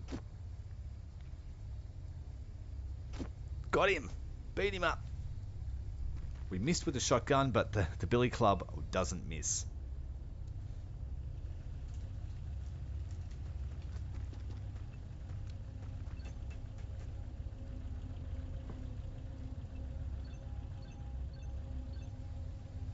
As long as you get the good 5-inch shells for it, you shouldn't need to spade it. Good 5-inch shells, rudder, dry dock, and engine, just to be faster. Upgrade it like you would a destroyer. This last person is proving to be very stubborn. We're going to throw a smoke grenade down. Oh, it blew up in our faces. The mission's falling apart. Tried to throw it over the container and it bounced off and hit him in the face. So she's going to do her own smoke screen. Astrid Keller, Corporal. We've got one more person to take down and we can finalize this mission. And we'll have 3 new sergeants to add to the barracks. And sergeants will be pretty useful. We don't have to train up 3 privates.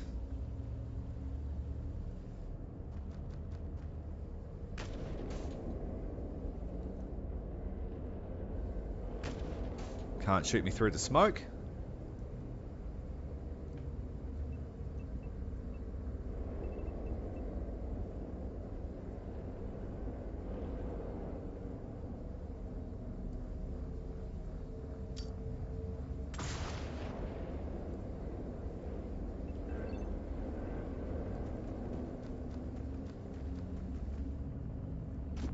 Got him. Beat him up.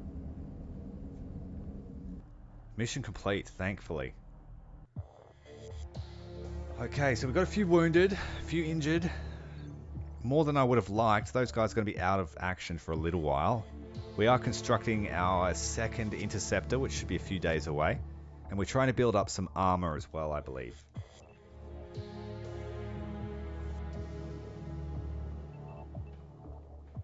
Living capacity is higher, so we can recruit more troops. We can afford 3 more. That one's got terrible accuracy, but she's got pretty good other stats, so she'll make a good acquisition soldier.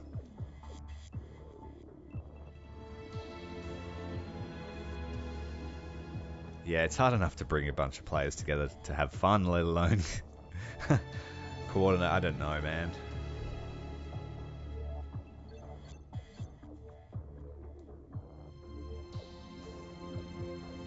I agree. Squadron battles actually mean something, would be good. Oh, we made a bit of money off that. I'm pretty happy with that.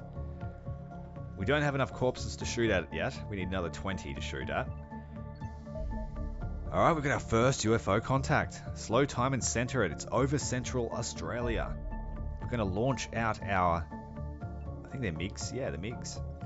Launch out the MiG.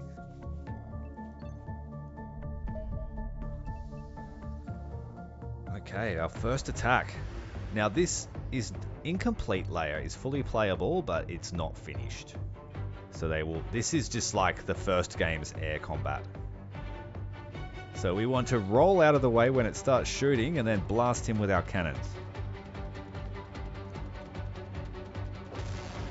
The hotkey's not working. I better use this one. It said that if you pressed E, it would use it, but it didn't work. Just keep rolling out of the way. And we've shot down our first alien UFO. Probe wreckage. No aliens survived this crash. Salvage teams will extract the items for delivery. Oh, we'll get some alien allies, but no alien carcasses. That's unfortunate. Shot down over in Darwin, near Darwin. Not near Darwin, but in Northern Territory. Right on the border.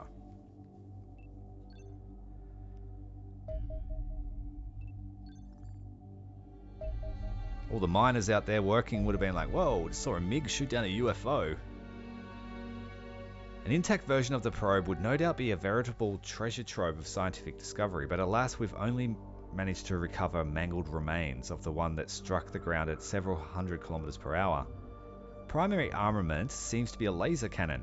Damage patterns on our interceptors suggest the weapon is capable of blasting a hole right through an aircraft, yet the relatively rugged construction of our Angels can withstand numerous such hits. One suspects that this craft simply was not built for combat. Recordings suggest it is slow, poorly armed, and lacks maneuverability. Now we have a reliable way of finding them and shooting them down. So they're causing... Oh, we've got a radar anomaly. That means there's another UFO, and it's just come into our scanners. I'm going to send out the Angel again. This time it's over the ocean, so we will tail the target till it's over land so we can recover the craft. And we'll shoot it down in the same fashion. It's a probe, same as the last one. Pretty straightforward, 100 hull, no armor. So easy food for the MiG.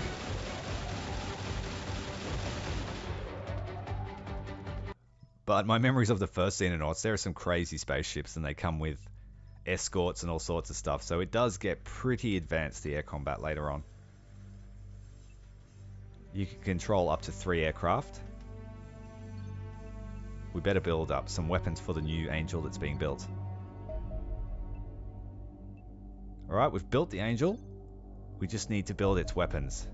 Our universe appears to contain an unimaginable number of different environments in which life might evolve, permitting any potential extraterrestrial beings a dizzying array of weird and wonderful forms. Some of these could be so profoundly strange that scientists may struggle to recognize them as living creatures at all. These similarities are obvious even at the most basic level. Common foes such as sectons and bipeds with familiar musculoskeletal and organ systems appear capable of breathing our atmosphere. One possible explanation is that life may only emerge in a narrow set of circumstances. but this makes it unlikely.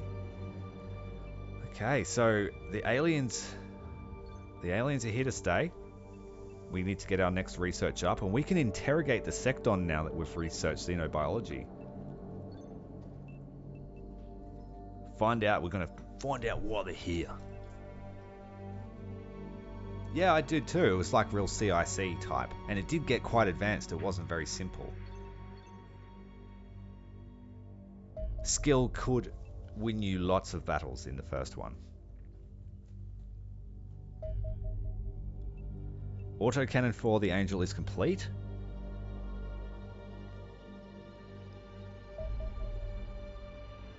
Radar array. And we need to move the Angel 2 once we've fitted it out. Let's give it 2 autocannons. We've got 2. But then you can't put any ammo or fuel on it. That's okay, because this aircraft will be in a central position. So it shouldn't need to fly as far, because chances of encountering UFOs are more likely around Europe and Africa. And we will name this after the base that it's at, which is Cradle. It looks like we can have 6 bases too, so I will build them prolifically.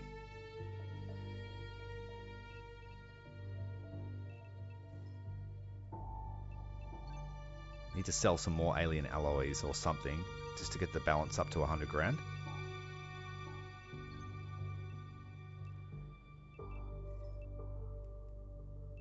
Right. I think that worked. Did I transfer that correctly? Yes, manually. The auto resolves like, you will die. And then you pull out the best win with no ammo. Or you could strike them with a couple of air groups to come back, you know, take out the escorts, come back with a fresh wing and take out the main craft. Clean out convoy ambush mission. We get to ambush the cleaners. I don't know what an ambush mission is like. Do I get the initiative? That's interesting. Let's build a team for an ambush. Like, let's just assume that we get the initiative.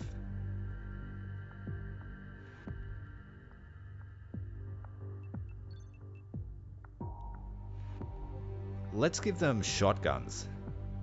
Let's make everybody an assault trooper, I think.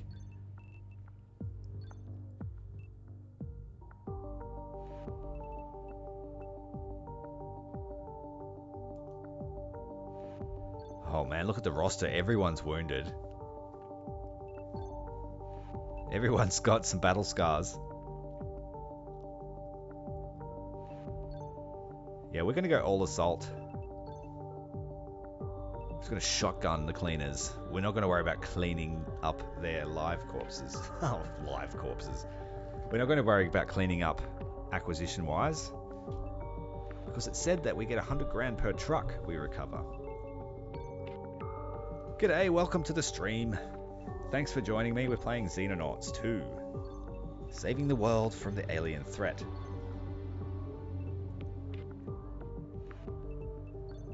Making sure to max out their weight where I can. Anything over 80% will earn you more strength for your soldiers.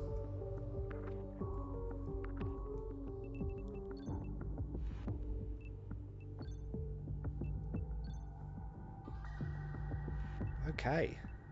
Top him out. A couple of these guys are going to have to be... He's 99%. He's still got a bit of a scratch, but he's okay. He's good for service. If a doctor said you were 99% fit, you would feel like you were okay. So everyone's taking shotguns and batons. Where we can, we'll add in the gas masks, so we can use smoke if we need to.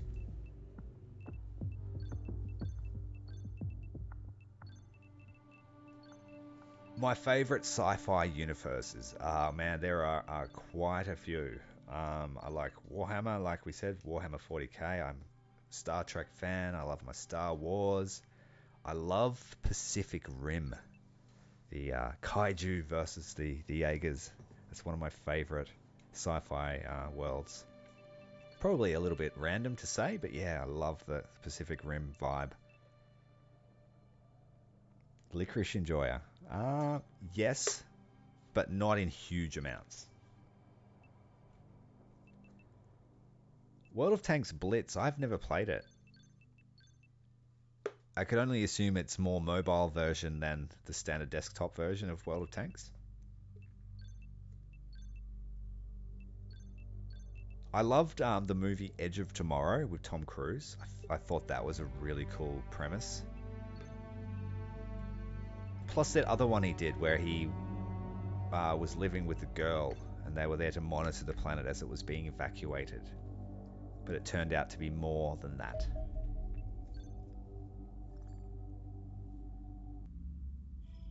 They were clones or something like that. Cleaner forces are moving supplies into the region to expand their operations, ambush and destroy the convoy to prevent them from occurring. We gotta get some money. You may freely arrange your soldiers in a deployment zone. Oh, yes, it is an ambush. I watched the anime series called The Black. I just finished watching it this week, and I thoroughly enjoyed it. I don't know if you're an anime fan, but I thought that they did it pretty good justice to the world, plus giving it its own flavor. And it's set in Australia, the show, which is cool. They're going to Sydney. Got to get the Jaeger to Sydney. And there was a guy there that was so Aussie, you could tell he was an American. But yeah, I enjoyed it. It was a good show. It's on Netflix, called Pacific Rim The Black or something like that. And the theme song to Pacific Rim. Ooh, good. Love a good theme song. Get you in the mood for some alien crunching.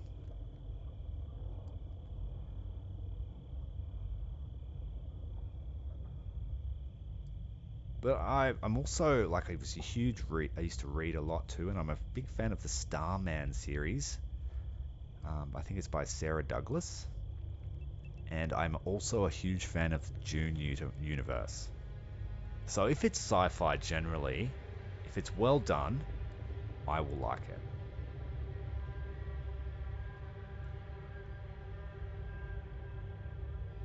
Yeah, Pacific Rim Black, it is an anime, so it's got a couple of the anime tropes, but I thought it was pretty faithful to, and it was pretty emotional. Some of the scenes were really good. Ender's Game, yeah, that is a fantastic series of books. Thoroughly recommend it. The other books do have a dramatic change of tone, though. I won't spoil it for you, but very interesting, the issues and topics they delve into. Alright, this is cool. We're just going to put everybody at point blank range, and we brought all shotguns. You know how this is going to go. Why, hello there. Let me introduce you to my shotgun friend.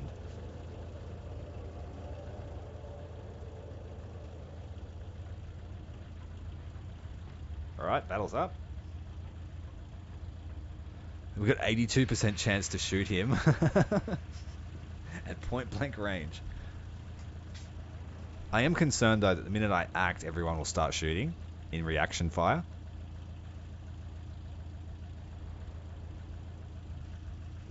If I throw a flashbang to stun everybody. Oh, it didn't work because it hit the top of the truck. Now everyone's opening fire on the guy that threw the grenade. That wasn't good. Oh, I shouldn't have thrown the grenade with the light machine gunner. Now he can't fire his weapon. Alright, shotguns are armed. The Wings of Fire. No, I haven't read The Wings of Fire. What's that like? What I really want to read is the Third Body Problem. That's the next one on my list. Or the Three Body Problem, I think it's called. And the Dark Forest. Apparently that's got a really pessimistic view on what would happen to Earth But another, like, if you enjoy sci-fi, another really good series that's set in World War II, believe it or not, is the World at War series, I believe it's called, or World War 2.0. And it's about a naval task force doing an experiment in the 2020s. Goes back in time and interrupts, I think, the Battle of Midway or the Battle of Coral Sea.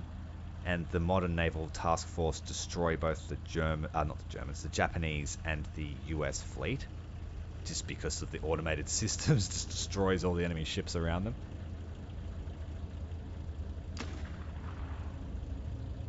It's a really good series, and it deals with how those future soldiers deal with how they damage the timeline. Because both the Japanese and US fleet being wiped out dramatically changes the war. And it even talks about how the modern soldiers start sharing modern culture with the people from World War II. You know, like releasing Elvis's songs before Elvis was even a thing, stuff like that. It's a 3-book series. Shotgun carnage. We have just mowed down everyone around the trucks. We've taken a little bit of damage, but the shotguns were a good choice. Oh, we just hit ourselves with a shotgun. Lucky it was a glancing blow. We've damaged the truck. There's just a pile of bodies.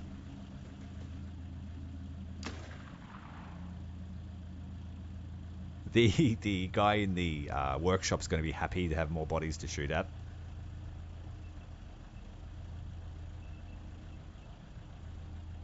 We need to stun this guy. He's the last remaining fellow, I think.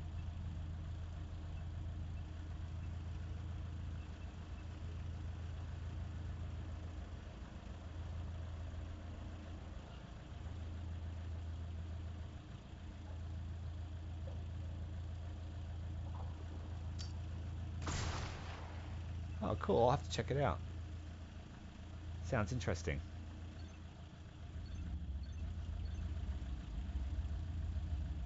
Alright, this last... Is it one left? Maybe two.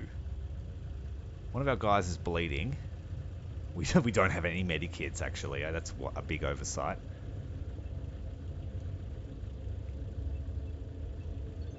No medical supplies. So we have to wrap up this mission before old mate bleeds out.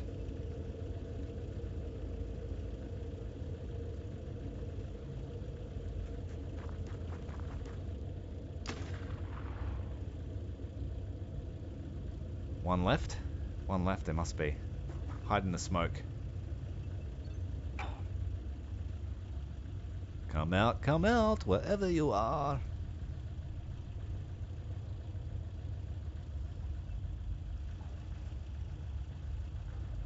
Oh, yeah, I'll check it out. Thanks, mate. Much appreciated. Yeah, you are. Oof. Dodge this.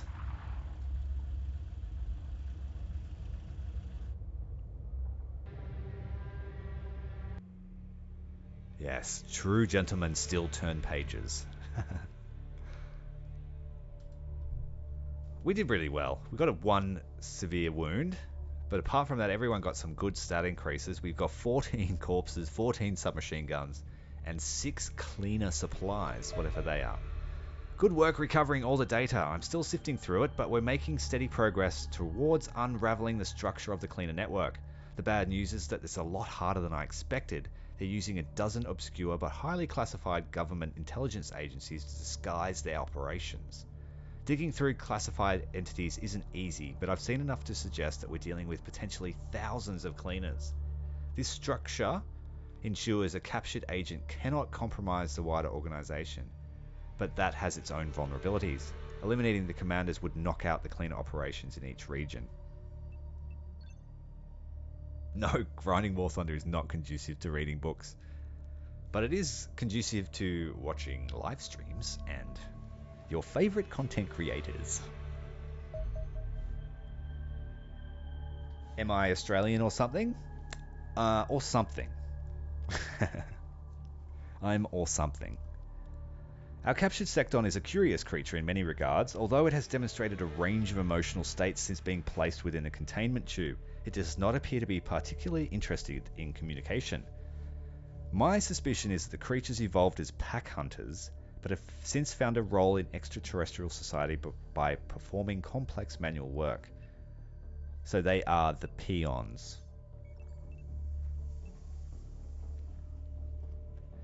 Alright, so let's cut one up now. We spoke to him, he didn't want to talk, he just wanted to do puzzles, so let's cut one up. Cut one up in front of the captured one.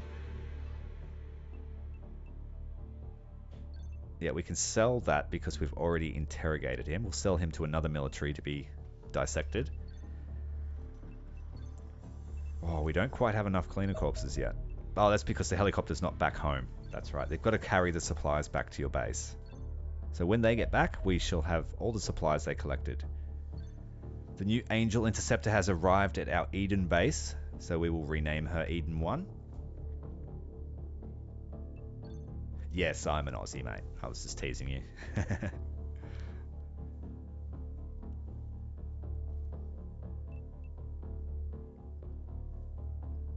Australians are fake, remember? We are AI, designed to trick you. Looking good, looking good. Oh, 50,000 a pop. That's great. That was a very lucrative raid. Plus all the bodies. All the bodies to be shot at again. That's so... I'm glad that they work in some kind of dubious science into the game. The guys in the warehouse like, it's shooting up the bodies day. We must destroy them to find out their weakness. That was a terrible accent, I'm sorry.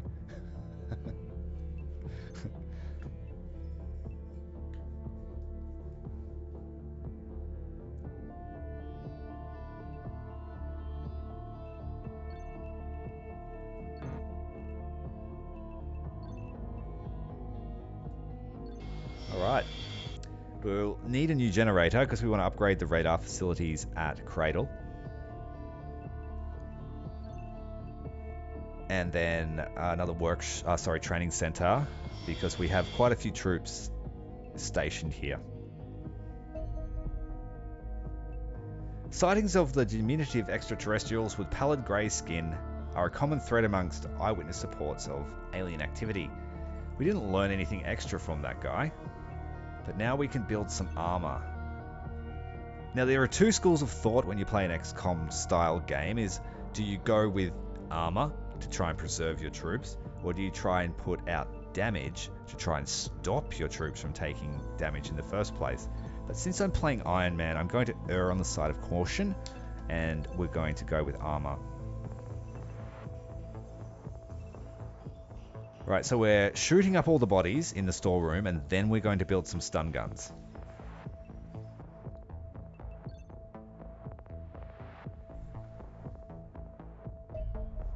You just got a game that looks like what I imagine Ender's Game space combat to look like, and Siebel. Hopefully it's good. I might check that out too. Is it like swarms, swarms of ships you have to control? Got another UFO sighting, number 4. Sending out Eden 1 on her first combat mission. It's over the ocean though, the Indian Ocean, so we want to tail them. We've got a second sighting, and so this is why I wanted more than one base active. See, we've got UFOs starting to pop up everywhere, and we wouldn't be able to detect those if we didn't have more radar coverage.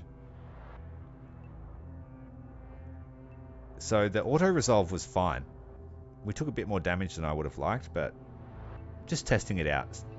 If the auto-resolve is bad, you get to replay it too, which is cool. Right, that guy is heading to Africa, so we'll get him with Eden 1. Who's just refueled. Send him out to intercept. Another probe.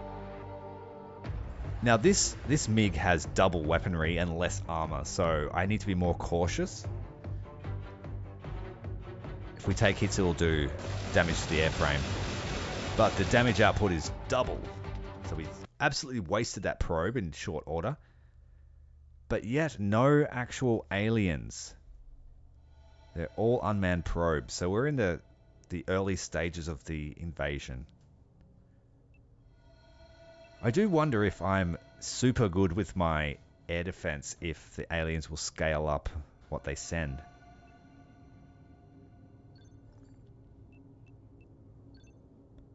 Right, Eden 1's head back to Eden. And those probe wreckages will be collected.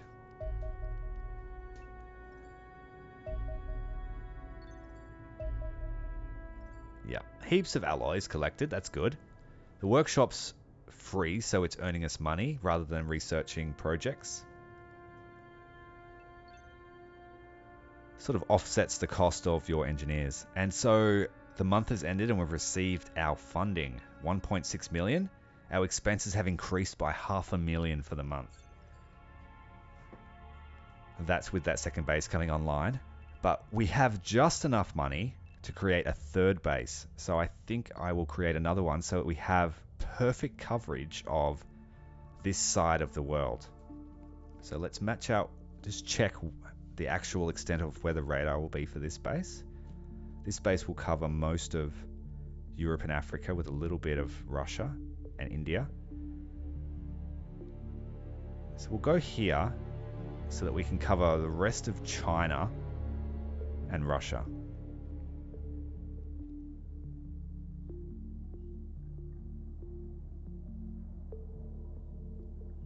The book I was talking about, I believe it was called World War 2.0.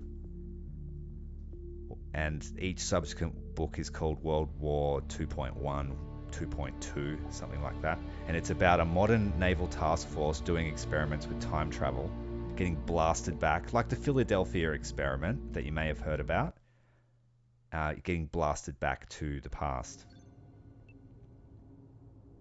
The Axis of Time, that's correct. Yes, thank you very much. Weapons of War or something like that. Sorry, I'm terrible for references. Trying to multitask. Where should we place the lift? Right here. So like the oh, actually I didn't do that right. And you can't cancel it.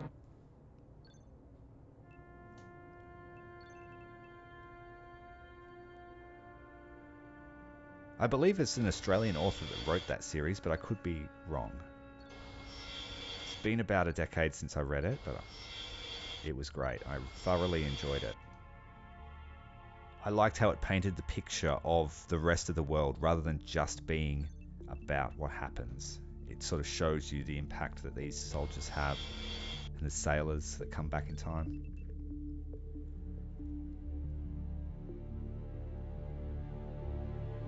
It's a fun read.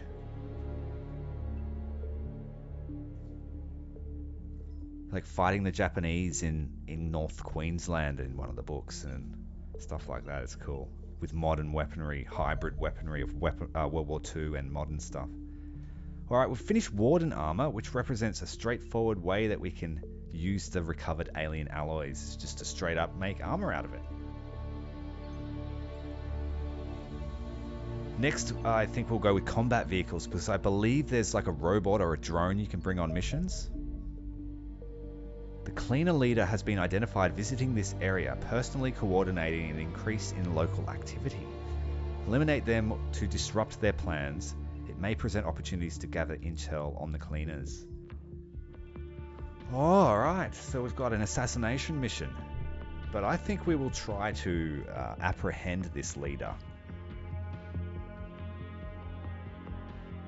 I think that would be a fantastic thing to do. Apprehend him, see what he's worth, see if we can get extra intel, see if he's actually an alien. Perhaps the head of this organization are xenomorphs.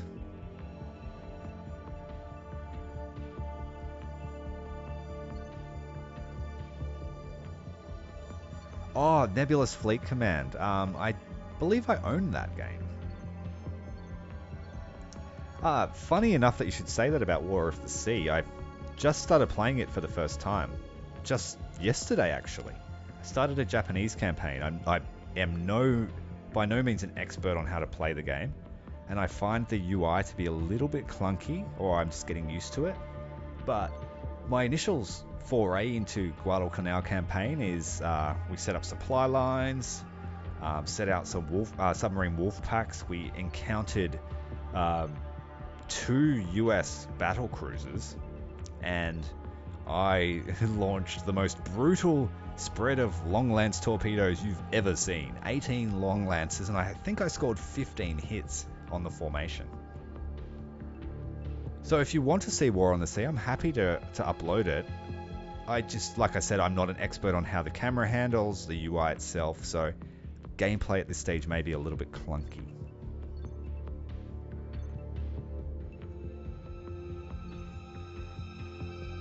By all means, though, I'm happy to do it.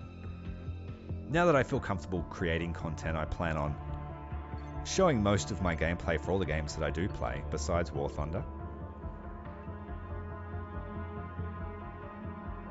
Okay, no worries.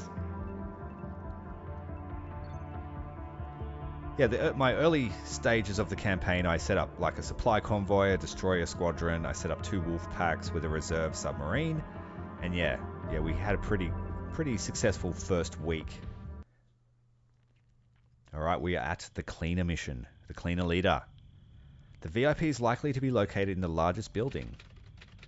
This secure processing area of the docks. Smart place to place a regional command center. Sweep the area, find the leader, and eliminate them. Intel reports suggest they're in the largest building. Okay, the team's ready. Sort of just gave them whatever. I just made sure to get rid of all the shotguns, and we've got a little bit of a diversity in weaponry.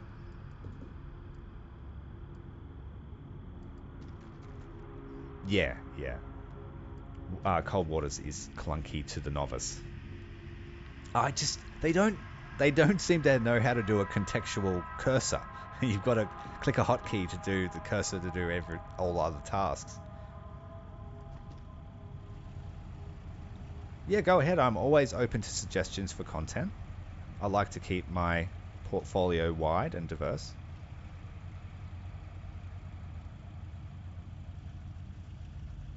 I did look at, someone asked me to do a modded campaign, and I saw that it's a little bit difficult to mod because it's not Steam supported. So I would prefer to learn the game before I mod it. I also picked up Ultimate Admiral Dreadnoughts as well. I think that's what it's called.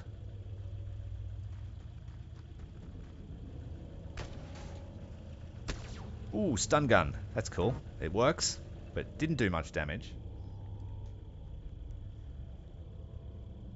So now our acquisition teams will have a stun baton and a stun gun, which will give them a little bit of range. Time will tell how good the stun gun is, though. Double team him. It only has a magazine of 4, and I only brought 1.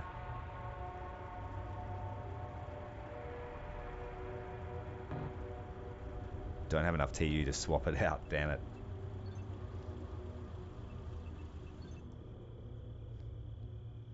Alright, we need to set up a cordon. Make sure that the perimeter's safe. It looks like we're inside a compound. No doubt they heard the Chinook landing. They're not quiet.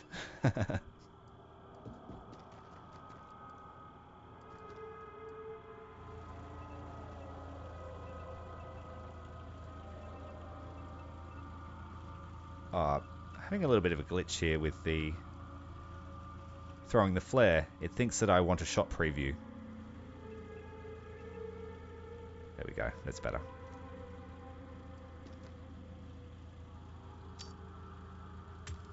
I haven't watched stealth videos in a long time. I used to be a big fan. I just stopped watching, but I will check it out. I'll check out his Ultimate Admiral and pick up the get up to speed. I like the aspect that you can build your own ships. But I also I avoided it for a long time because I didn't think like the campaign looked like it was fun. It was too board game like. But I am definitely going to give those titles a shot.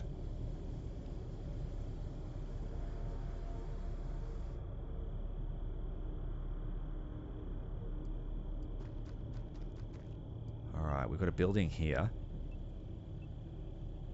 We need to light up the street. No sign of life yet. It's supposed to be a cleaner headquarters, so there could be a lot.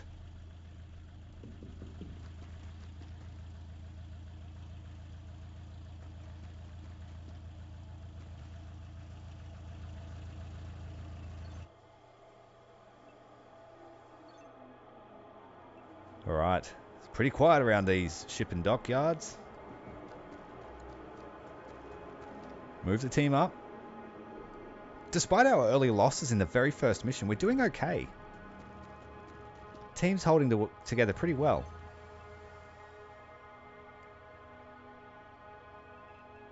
Yeah, I fiddled around with the challenge missions, where a lot of the challenges you have to build your own ship using different parameters.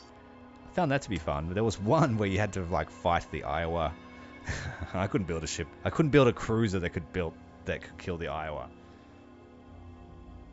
So I'll have to revisit that. There's like a little puzzle game. I enjoyed that bit.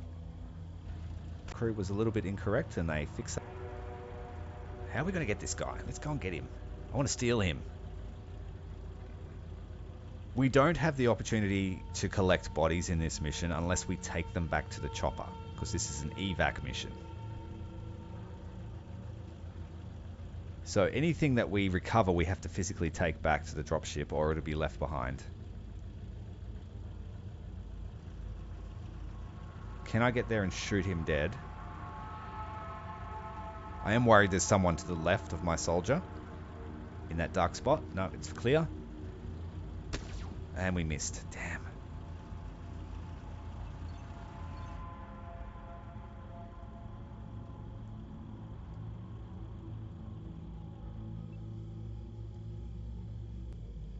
Can't get a clear shot from around the corner, so we have to expose ourselves.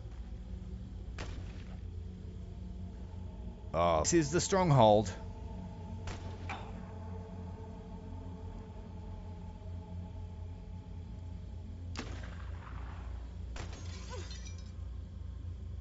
Right, we took a hit, but it was only a glancing blow, fortunately. We haven't yet finished our new armor building, so we're still using the standard. I wanted to smoke up that road and get across there.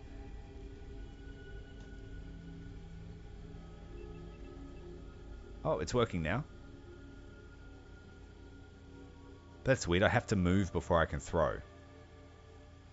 Very weird.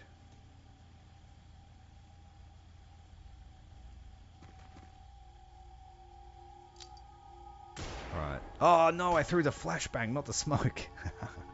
Rookie error. That's not the first time that'll happen in an XCOM style game.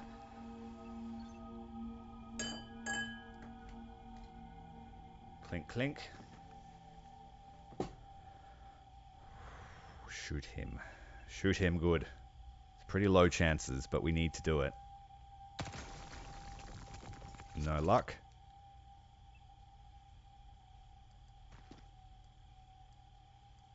I have to get close and shotgun him through the window. Oof. That would hurt. For a moment. Now we just need to hope that this guy was alone. Maybe if we shut the door.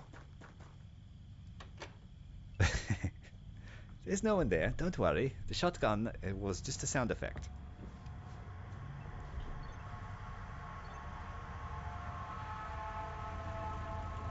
Oh, these guys just need to finish off this dude down here by himself. He's out of range.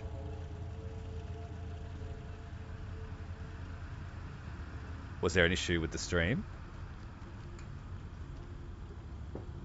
My apologies. I shall check the connection.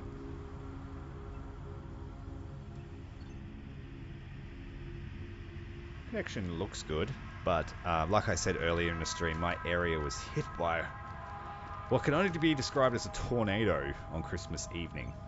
So internet and stuff has not been great. Is it still working? Or have I tested my luck for 2 hours too long?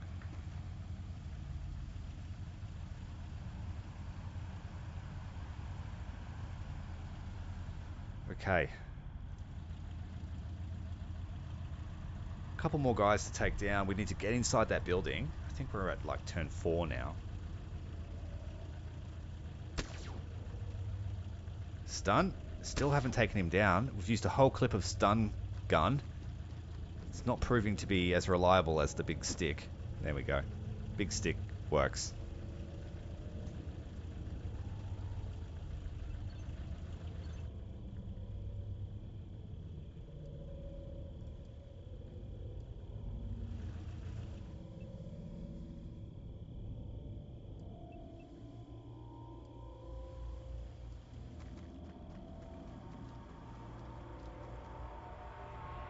Okay, that's good.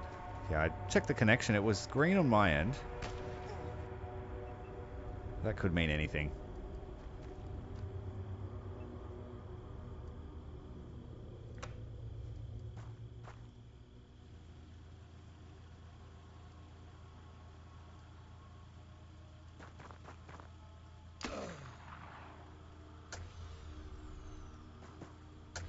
Alright, so we want to steal some info as well. Stealing the info will give us more money, I think. Or it will give us progress to finding their main base.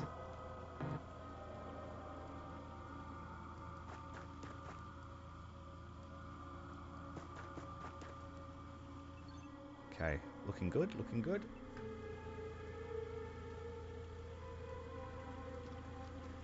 Thanks for joining us for 2 hours, Blockhead, man. I appreciate it. Really good to meet you. And thank you. I shall conduct the purge thoroughly. Rest well.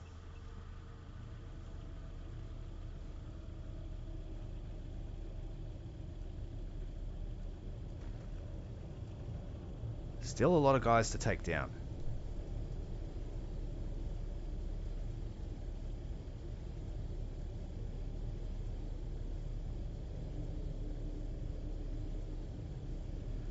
This is a big risk here, but we're going to run across, throw some smoke, try and blast that guy with the shotgun, and hopefully the smoke will cover our man long enough.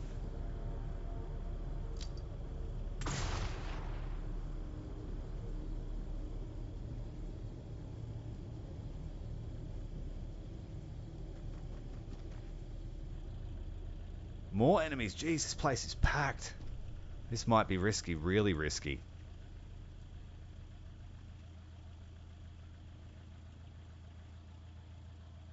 Shoot him. Oh, no, the door's blocking the shot, even though it's a glass door. Must be bulletproof. That did not work as planned. I don't quite have enough. I'll have to blow the door with an explosive. But my man might take damage.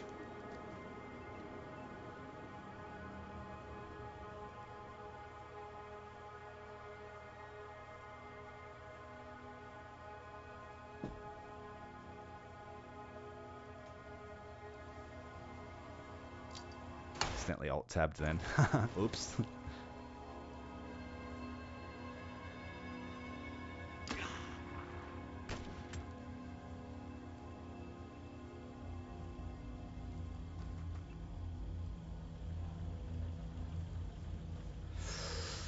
Oh, jeez, they're everywhere. We're sort of cornered in this little compound. We've got one little breakthrough. We managed to blow the door. We've injured our man. He's standing there in the smoke. Hopefully he can't be seen.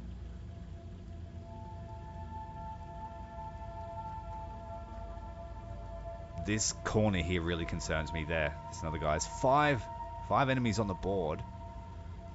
And our team's really spread out. I could get a decent shotgun blast. Oh, very lucky there.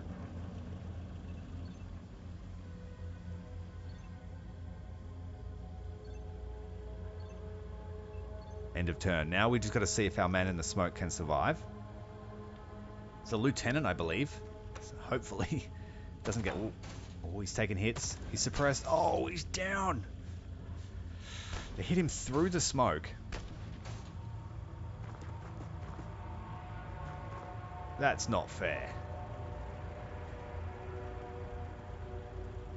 We have to recover that guy. If we don't recover him, he will be lost forever. There's a slight chance he may live if we can get him back to the heli.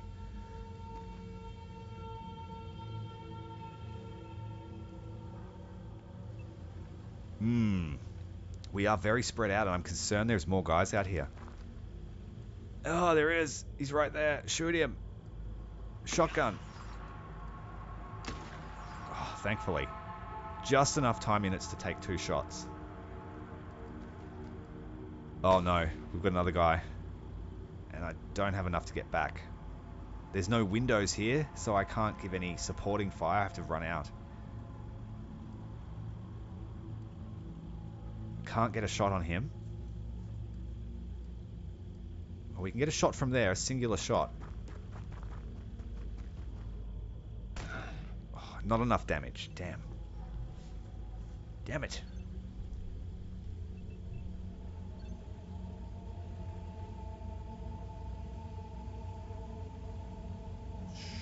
Do we run another soldier forward and try and recover? I think we've only got a few more turns until reinforcements come.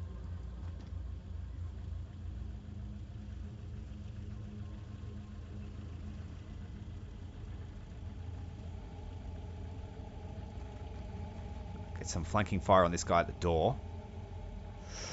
Flashbang him.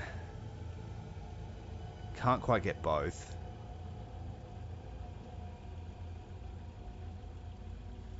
Just have to hope that that works, I guess. Smoke. Smoke would be a better choice.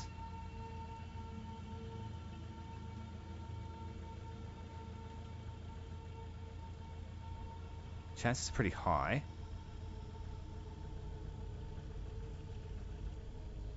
I'll throw it there to try and draw this guy out of the building, because they don't like standing in the smoke.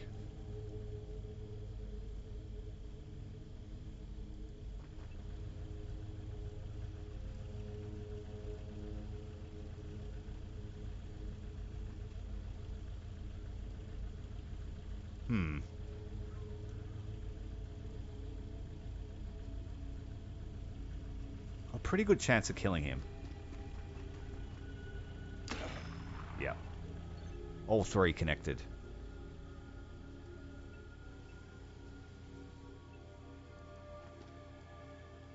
Get him out of the field of fire. Get Carlson to try and put some suppressing fire on this guy up the road. Oh, we managed to take him out. Pretty low chances, but we got 10 rounds to shoot at him.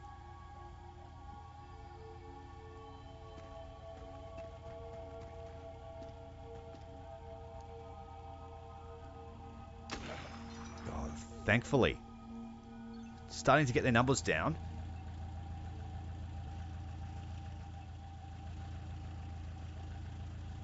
Still, we've only fought 1 set of aliens so far. We've been just fighting these brainwashed guys.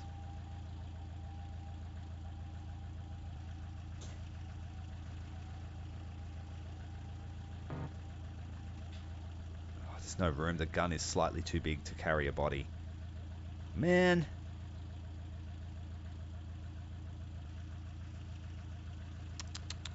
What do I do? I want to take your body.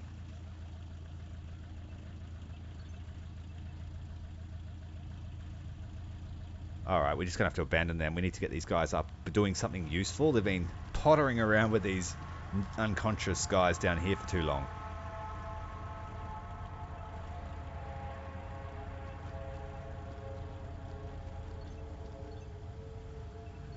Alright, next turn. Let's see what happens.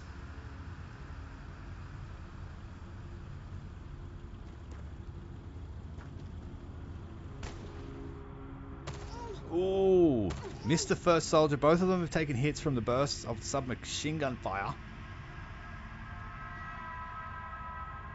I am going to annihilate you. Alien sympathizer. A couple of shotgun blasts will make you change your allegiance from alive to dead.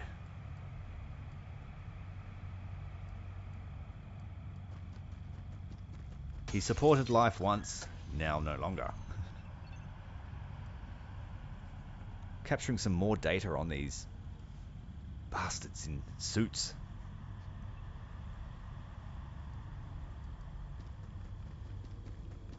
Alright, so this side of the map looks to be clear. We'll collect some intel and we'll get them up there to help this extraction. We still haven't found the clan leader, but we're looking hard for him. Oh, shots to the chest. Shotgun in reply. Try again. And again. Making some advances into the building.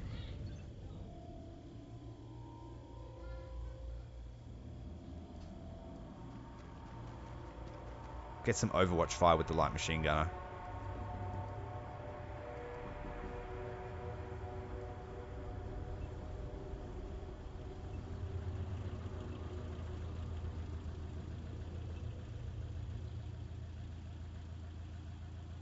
Alright, we've got room for bodies now. He can carry them. And then we'll send up the extraction team to get the clan leader when we find him. G'day, welcome to the stream. Playing some Xenonauts too. Good to see you here.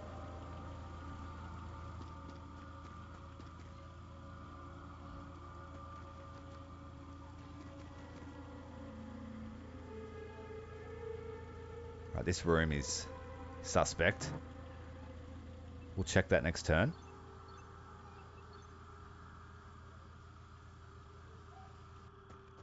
Alright, I think that's him. Bald guys are normally leaders.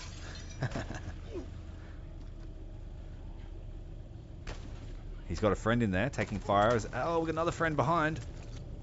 Fortunately, bouncing off the plate armor on our soldier's vest. We're going to blow this guy away. I came in here with aspirations of kidnapping everyone, but we've lost a soldier and it's time to repay the favor. They're working with the aliens, even though they don't know it. Another guy in the doorway.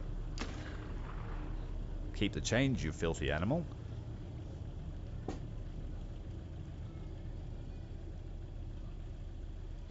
Alright, we're getting close to our quarry. We're going to smoke him out. Throw the tear gas. Or should we flashbang him so he doesn't shoot back? That seems like a better option. And then I think I might blow the wall up and just run in and batter him to death with a nightstick. Well, he'll still be alive. He just won't be happy. There we go. Blow up the wall. Run up with the riot shield. Give him just enough time to realize what's about to happen. And then we will kidnap him.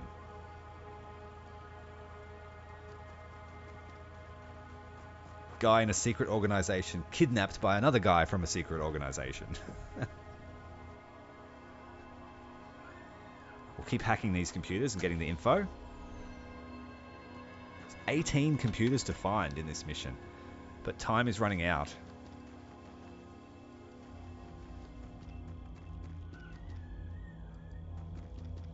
We'll get the that team back to the dropship. And this guy is going to continue on his body recovery mission. Pick up this guy that we hit with the stun gun. I'm going to sell him on the open market. I think we get 18,000 for a live one. I don't know who we're selling them to, but we're selling them.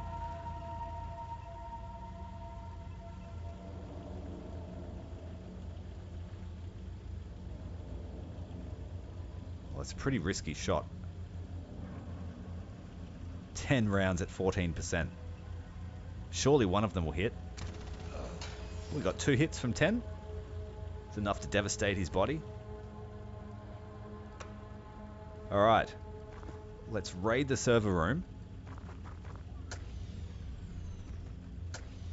1 casualty. Yeah, we're doing okay. If we can get him back to the dropship, he's got a 30% chance of staying alive.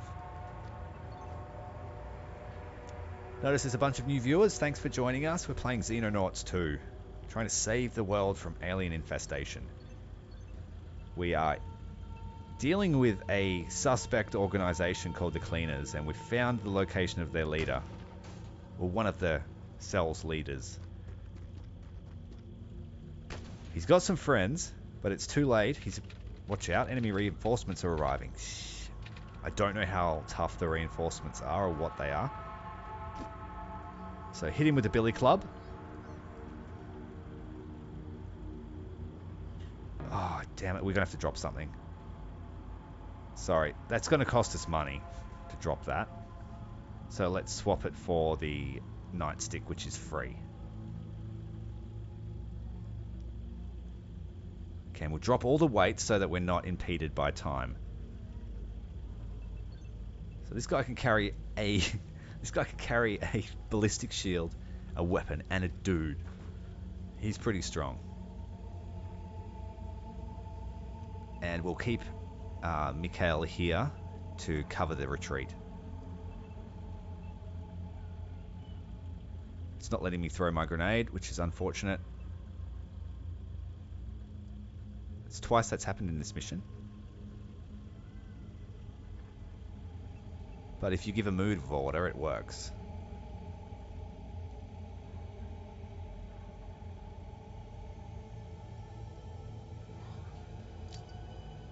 Alright, that's good. So he shouldn't be able to shoot. It's tempting to grab the other computers there to get the data, but I think we're really pushing our luck, so we should extract. That is our primary mission.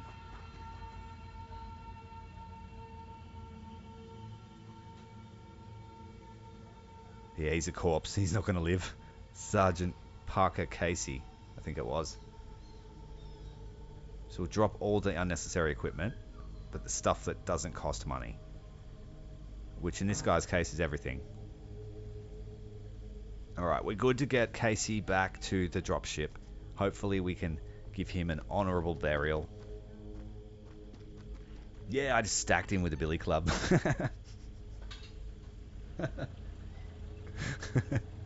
Crack him one. We'll get some light out here so we can see where the reinforcements are coming from.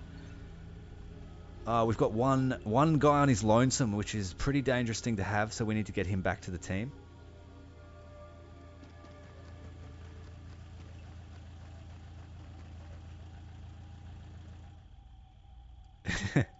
Imagine if that was the method of subduing terrorists. You just get the club. We don't care how many weapons you got. You get the club. Alright, we need room to carry this guy back to to the body trade. The human alien supporters market that we have running. We're either shooting up their bodies for accuracy training, or we're selling the live ones on the open market. God help the aliens when we start recovering them. They're going to wish they never came to Earth. We tried to invade Earth, and all they did was enslave us. And sell us as pleasure slaves. They have this obsession with the probe. Alright, that guy looks nasty. Doesn't look like anything we've dealt with before. He's in a chemical suit. Let's lay some machine gun fire on him. All misses. That's terrible. He's going to shoot back. Yeah, that's not a good place for you to be, mate. The rear guard, shotgunner, who's watching the retreat, will leapfrog them a little bit back to the dropship. Set up some overwatch on retreat. Our light machine gun is in a lot of trouble there. This mission's pretty much wrapping up. This is good. First trooper's back. We can collect this guy for the trade. We've sold so many of them that they're actually not worth that much anymore. It's only a war crime if you get caught, apparently. Supply and demand dictate that it's not a crime. Research must progress. We straight up just autopsied one guy just to make sure he wasn't an alien.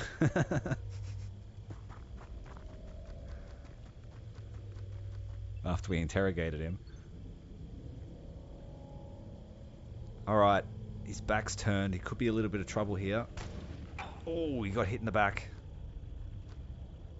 It's tempting to take another shot at that guy and take him out. I'm interested to see what would happen if we autopsy that guy.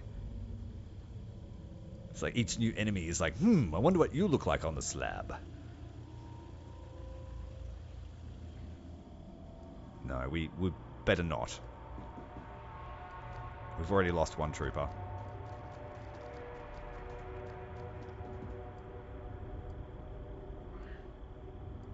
Looking good. Alright, we're getting back to the ship. We'll set up sort of some kind of defensive position in case they make it here before all of the troops are back on board.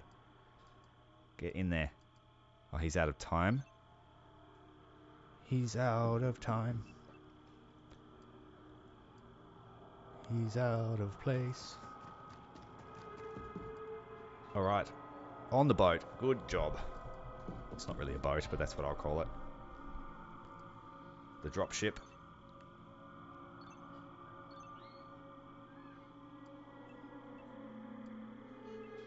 I heard something funny the other day. It's like, why do gunboats float but gunships fly?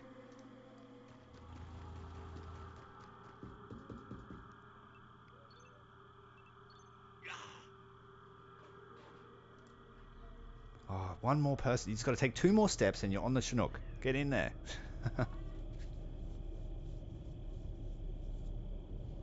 Get in there. I was too impatient waiting for my turn to get him on. Alright, we're safe. Mission complete. 1 casualty. We managed to extract 3 bodies, I believe. 3 live ones. Live specimens for the slab.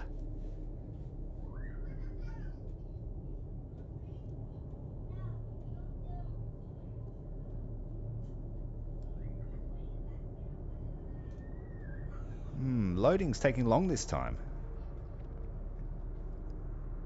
Must have cooked the PC with all the death. Or did we break something? Alright, we're back on the geoscape. Alright, injuries all round. Casey Parker unfortunately killed in action, but we did manage to recover his body for proper burial. Got some data, 2 agents and a leader.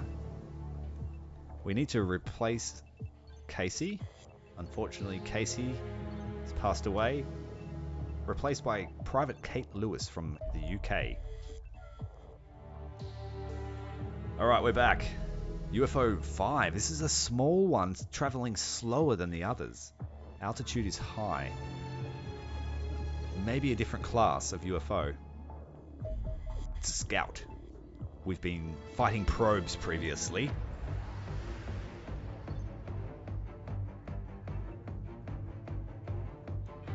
Oh, it's got a big radius for its weapons. We need to dodge.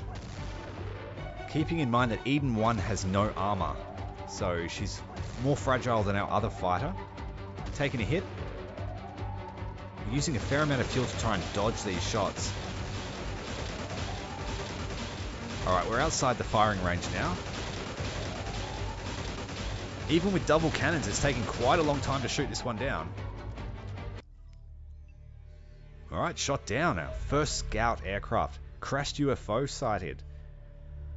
Contains valuable alien technology and resources. Deploying a combat team to eliminate any surviving extraterrestrials at the site will allow recovery to begin.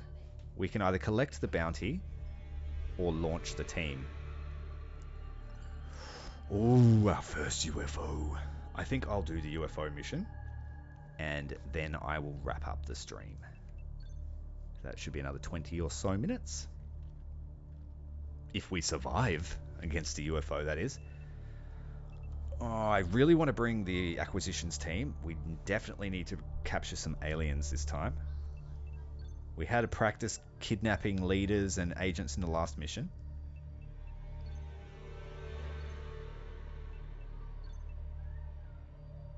Alright, we'll bring a sniper, 2 assaults, a rifle,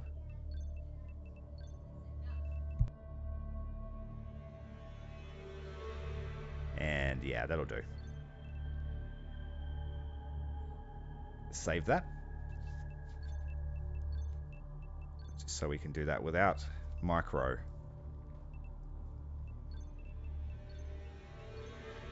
Assault. The shotgun's proving to be very useful.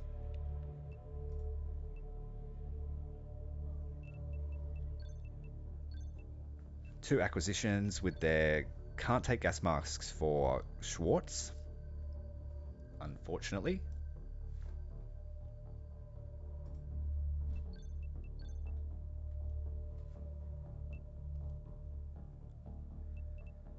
Okay.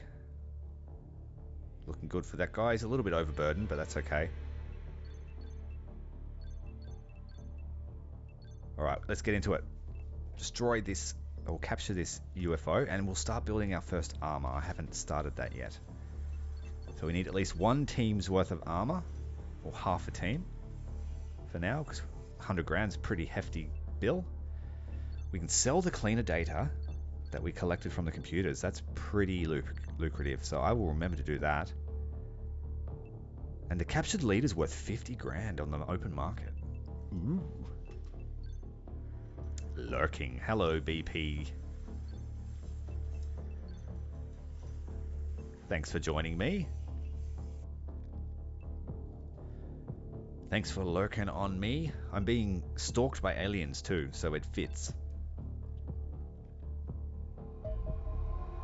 Private Kate Lewis has arrived at Cradle Base, replacing our lost... Oh, we've got another type of UFO. This one's over Cradle. Looks like a large UFO. Ooh, what are we up against here? It's really starting to stack up. Base 3 is being built, which will come online pretty close to the end of the month, I think.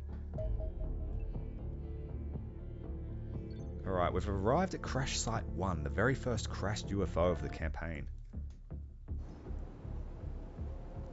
Alien spacecraft has crashed in the region. Eliminate all hostiles and hold it for 3 turns. Oh, wait. So you eliminate them all, or kill them all in the UFO and stay in there for 3 turns. So you could beeline it to the UFO and crash team them.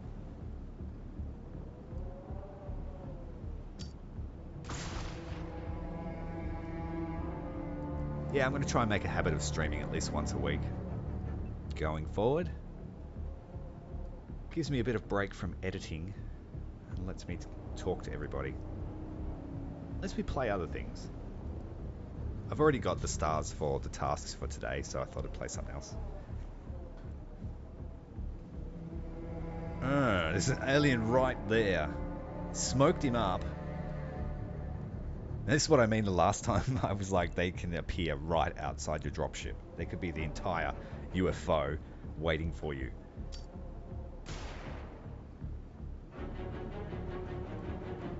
Alright, let's rush into the smoke and billy club him. Welcome to Earth.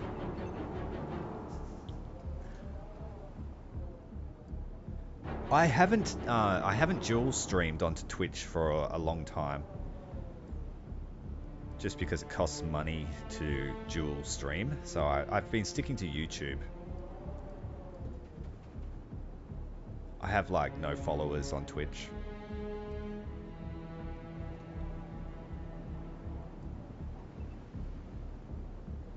And I'll make 20 cents on YouTube.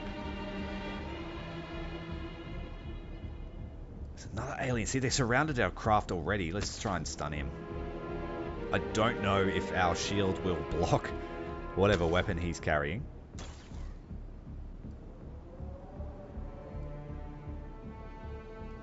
Try again with the other stun guns. Oh man, relying on accuracy really hurts because my acquisitions guys are strong, brave, but not accurate. You don't have to aim so much when you're beating with sticks.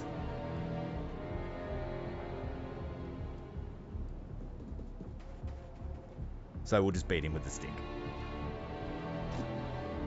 It's the ultimate humiliation for aliens to to come all this way to be beaten by Stone Age technology. But unfortunately, it's going to take a few sticks to get this lizard guy down. He's been shot twice with the stun gun and beaten up with a stick. He's proving to be resilient. Thanks, man. I appreciate that. You have a pretty full schedule.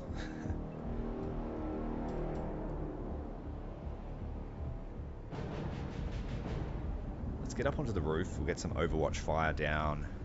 Sniper up. Make some use of the sniper. We haven't really used them.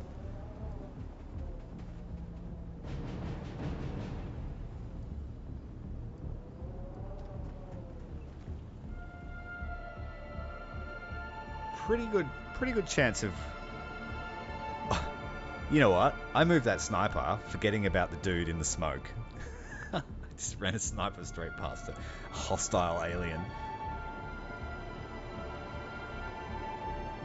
That tends to happen when you've been playing this game too long. You start getting very careless.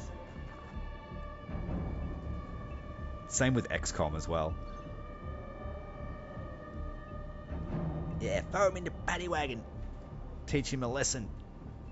Sober him up.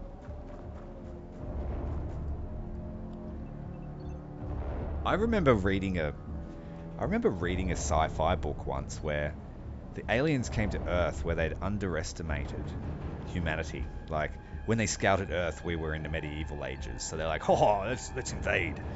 But when they arrived, we were in this full swing of World War II. We had veteran armies, organization, industrialization, and the aliens were only just slightly more technologically advanced. And it turned out that they were susceptible to ginger. So ginger made them high. And so a black market starts in the series where the black market connoisseurs start selling ginger to the aliens, and it undermines their army. So they'll become ginger fiends.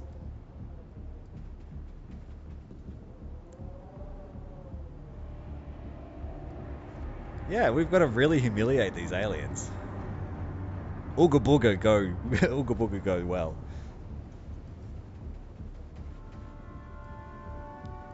Yeah, it's a series of books, and it eventuates with Earth finding out how to build FTL ships in like 20 years.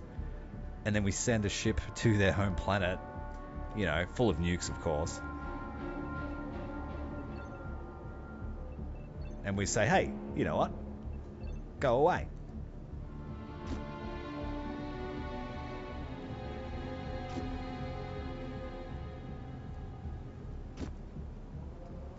There's another sci-fi book that was interesting. We heard of elephants, or elephant-like aliens invade Earth.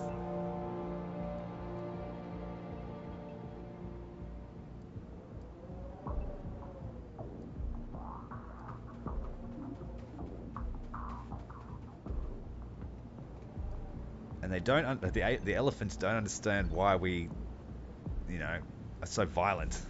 They're like, hey, we just want to, you know, in our society we have a bit of a tussle, and then the other tribe surrenders. You humans just fight to the death. What is with that? It's very inefficient to fight to the death.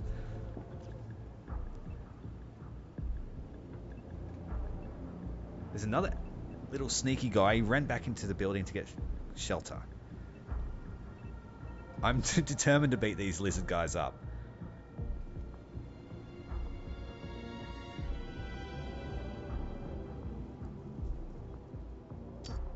Too easy, mate. Take it easy. Have a great sleep. I'll speak to you soon.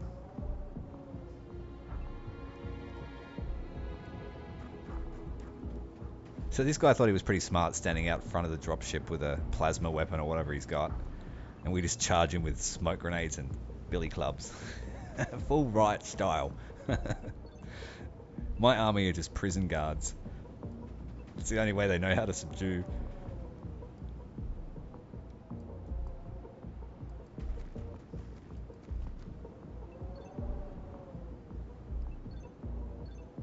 Alright, turn away. We've run into a civilian. Oh, look, this guy's got a gun.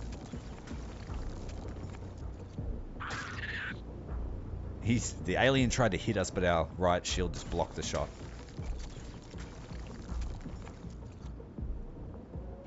That civilian's putting up a fight. Taking the fight to the aliens. I think we've inspired him with our club war. Oh, he's got hits on the alien. Good shot. Does anyone remember what country we're fighting in? I think it's somewhere in Africa, aren't we? Or the Middle East. Let's swap to the taser. We'll try and shoot him with the taser. This guy doesn't want to die. He's got lots of armor. Beating him up. Try again. It's like trying to beat a crocodile up with a stick. Like, it'll work. It'll just take a few hits. And he might not be too happy about it while you do it.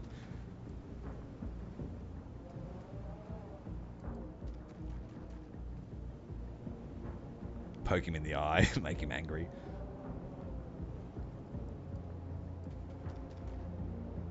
Right, so we know where the UFO is, so we can sort of start heading towards there now. This civilian's laying down, suppressing fire.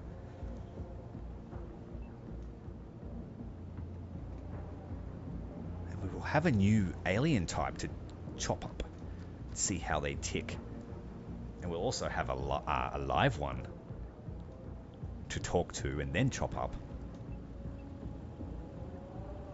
The guys in the workshop will enjoy shooting at the bodies afterwards. They seem to get a kick out of that.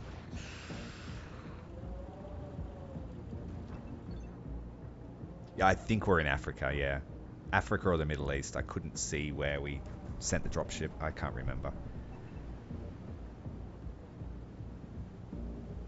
Had a few interesting conversations on the stream today.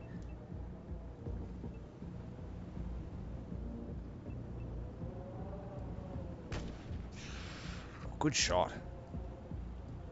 This guy's standing out in the open. He's going to be fish food in a minute. I think he's too far away to really assault with a club. So we'll go to humanity's next best thing, throwing things. The smoke grenade has managed to make the reptile fall unconscious. We either hit you with a stick or throw something at you. Terrible accuracy with the stun gun. Might just blow up his cover with a demo charge. Much better odds at a shot. But the stun gun seems very inefficient against these lizards.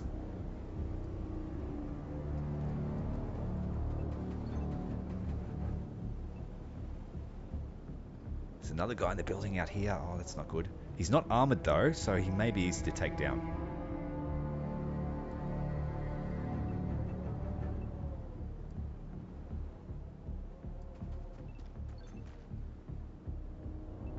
Alright, civilian is secure, but he is in the open a bit. That lizard might be able to see him, so we'll give this civilian some cover. We'll run our Billy Club man up, ready for his next next assault. I love history. A lot of my channel is based around history. A lot of things you can be learning from history. A lot of mistakes that you won't be making if you listen to history. Oh man. 2 lizards, they've suppressed our soldier that was in the open. He's lost his shield.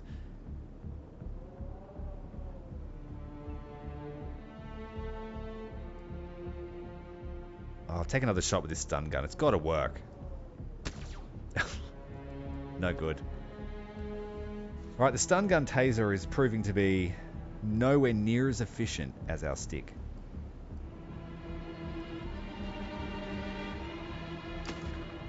Oh, whoa, missed with a shotgun with fairly good odds.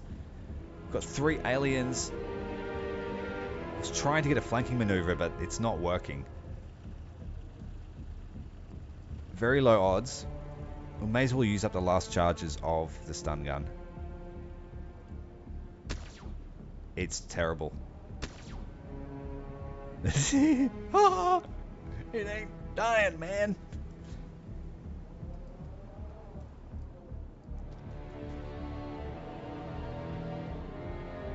Alright, we're going to smoke grenade this guy. Try and suppress him. We've done a fair amount of stun damage to him, so I'm hoping that this will knock him out. At the very least, it'll block his shots. want to get into that UFO. I want all the technological bits.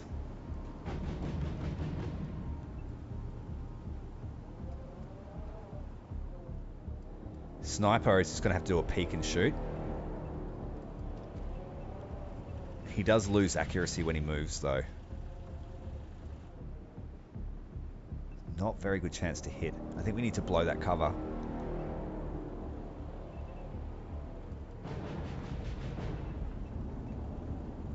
I'm going to try and blow this fence up to give our sniper a better shot. I have to move closer, though. Or I could use this fellow. No line of sight.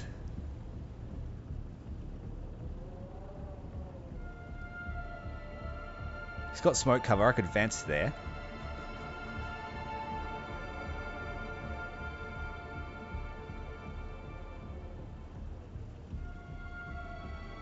Go for the highest odds. Alright, he's suppressed, so he won't shoot, or if he does, he'll only have very limited shots.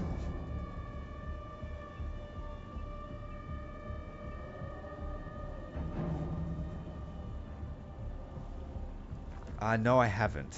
Most of my videos at the moment cover things like the Winter War or naval ship history. I've done the history of pirates throughout antiquity. But I'm fairly new into my YouTube journey. So my content's like a range of gaming and all sorts of stuff. Haven't really just been me, I guess.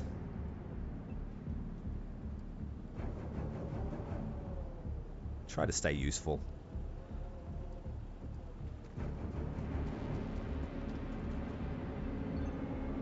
Alright, we're closing in on our quarry. I'm worried about this guy in the building here. Yep, there he is. Billy Club Boy should be able to... Oh, sorry, she's a lady. Billy Club Lass, Astrid Keller.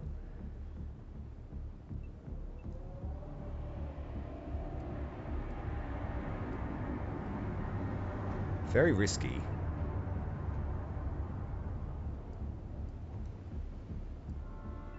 Yeah, I know, right? What is useful? Half the battle is trying to find out what that means.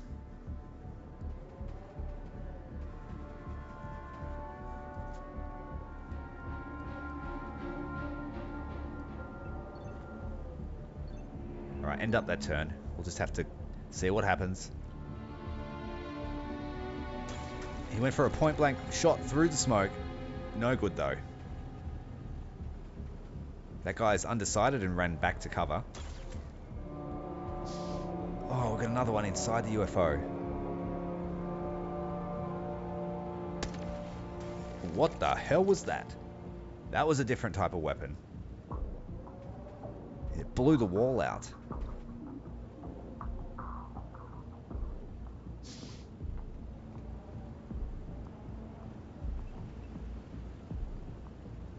We're gonna have to blow up this pillar.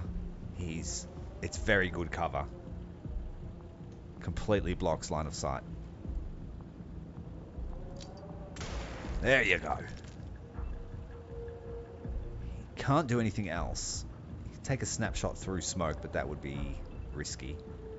30% chance to hit. 1 in 3. Fail. We should get 2 shots from that guy. Or we could take 1 really accurate shot. Oh, we got the hit. Enough for 1 more. It's got to count. Oh, we did. God, he's got a lot of life. Shoot him with the sniper rifle. Yeah, finished him off. That one's dead.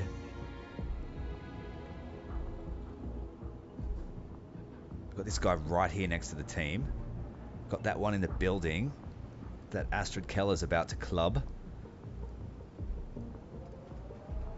Oh, he's ready for us. Damn it. Alright, we're going to flashbang him. Then we're going to mukbang him.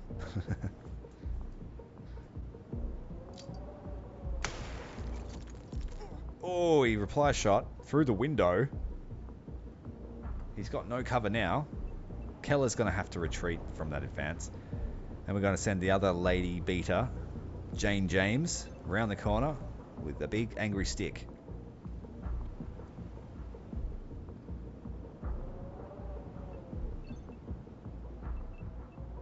Or should we just blast this guy to a smithereens? Yes, even blasting him didn't... Yeah, take that. 5 shots to the head. We have captured a couple. That's the main thing. There's some kind of other weird thing in the UFO. It's not a lizard.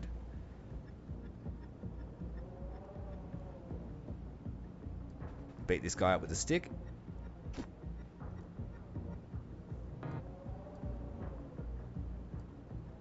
And the stun gun in the back.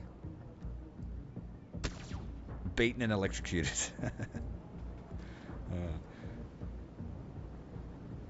This tactic probably will not last the entire game, because the aliens do get pretty hard, especially from my memory of Xenonauts 1. But for now, it's funny. The aliens will scale up their efforts after being so humiliated. I'm going to see videos of them being sold on slave markets. Come to Earth, they said. See the world.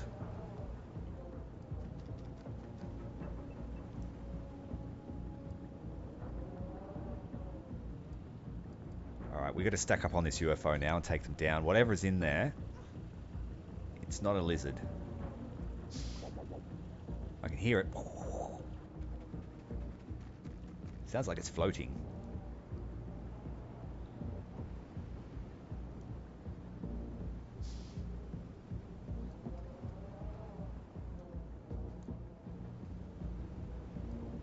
Russians in disguise. Well, we don't know yet.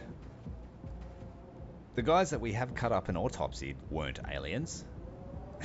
But we certainly checked.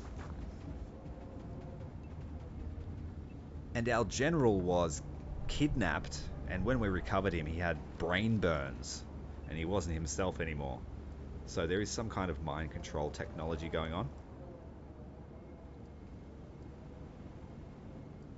Papers, Please in 3D. Yeah, that's a sequel we need.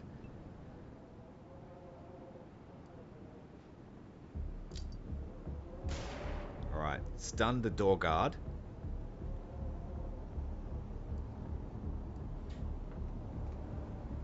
No luck with the stun gun at that range. It's really not any better than a club. It gives you a few tiles of range, but then you're reliant on your soldier's accuracy. So I might give the stun gun to snipers going forward, just as their backup weapon if things go south.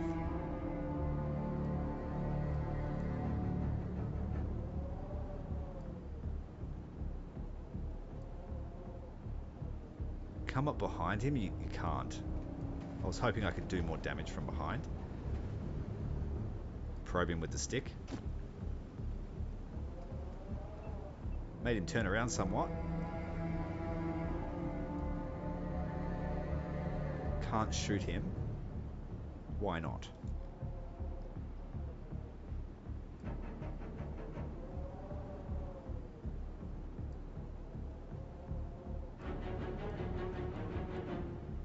Papers, please, naval version. You're not allowed on the Titanic, sir, until you have your papers. But you're just silently doing everyone that you don't let onto the boat a favor.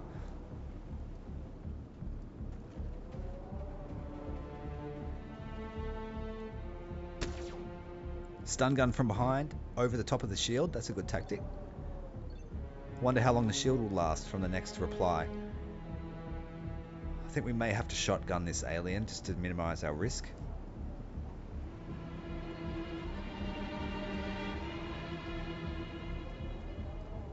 I'm gonna blast you so good.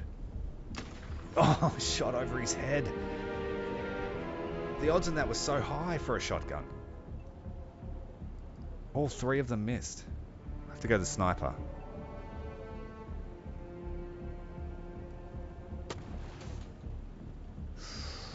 that would hurt. 83% chance to fail, more like. We're going to have to blow him up. Oh, I still missed with the grenade. Because there's a chance that the grenade misses, and it did.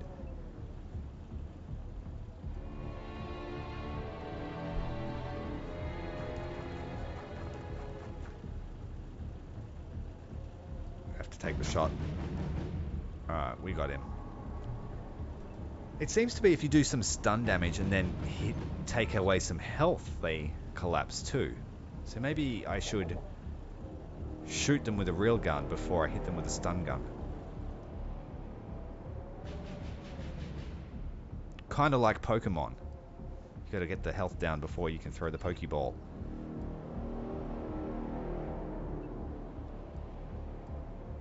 Okay. The civilian's dead. Let's see what he was holding. Can we save him? No, there's no bodies. I was hoping I could pick his body up. Take it back to the med bay and make him a soldier after his efforts. Alright, we're in the final push now. This fight took a little bit longer than I thought it would. I am playing with maximum aliens though. I've turned the alien numbers right up. And we're playing on veteran difficulty. Iron Man, so anything that happens, if it's a save, I can't save it. I can only live with my choices. We've lost a couple of troops. Keep the sniper up there. And we've got something really mean in here. It's got a big gun. And it sounds like it's floating.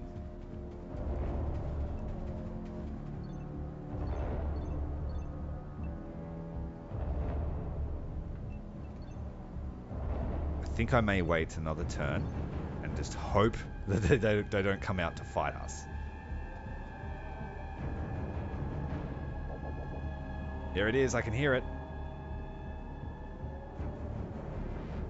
That's the civilian.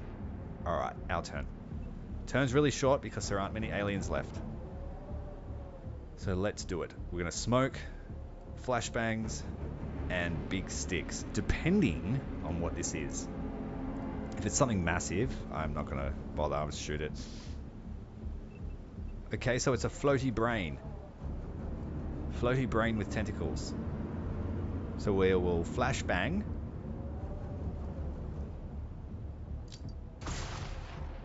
Done. Oh, he's got a big gun. He just blew up his own computer. Oh, he's our priority target, but he's got bodyguards that are going to zap us as soon as we walk in there. So we have to stun. We have to flashbang. But I'm running low on supplies.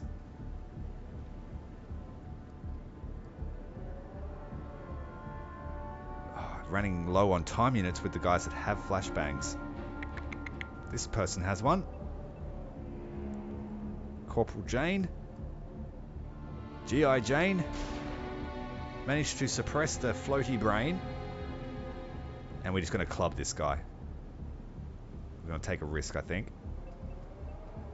Oh, we can flashbang him too. Less risk, more reward. And 1, 2, and not enough. These guys are pretty strong to the club. We might have to bring a heavier club next time. We have to shoot her. It's going to risk hitting our soldier, but it will take him down, I think. Or not. They're very strong. We need to upgrade our armor. Oh, sorry, our weaponry. Pretty quickly if we're going to fight these as a major soldier. Alright, we stunned that one. We've collected a few. That's an engineer. Switch to the club. And hopefully I can get a good hit on the brain. No, no, no. Very, very low chance shot, but we'll give it a go. This could be bad. I don't have enough stun. We'll stack up on the door. We'll end the turn. And just hope that our guys live through that suppression and smoke.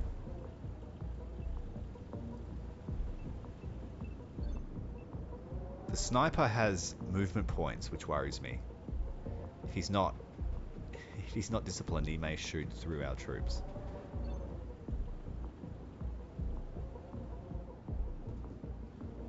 Like that. Fortunately, he missed everybody. Oh, that is a big gun. I have a feeling that will kill me very quickly.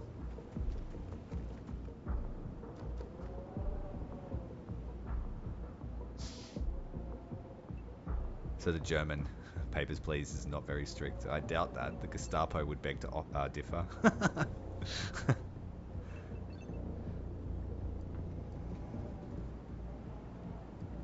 Hit him. Mush him. Give him brain damage. It's not working. Oh, we got him. We squished the brain. Gave him a concussion. Let's beat this guy up too. This reminds me of the scene from Independence Day. Welcome to Earth. And just punches him in the face. You smell like shit.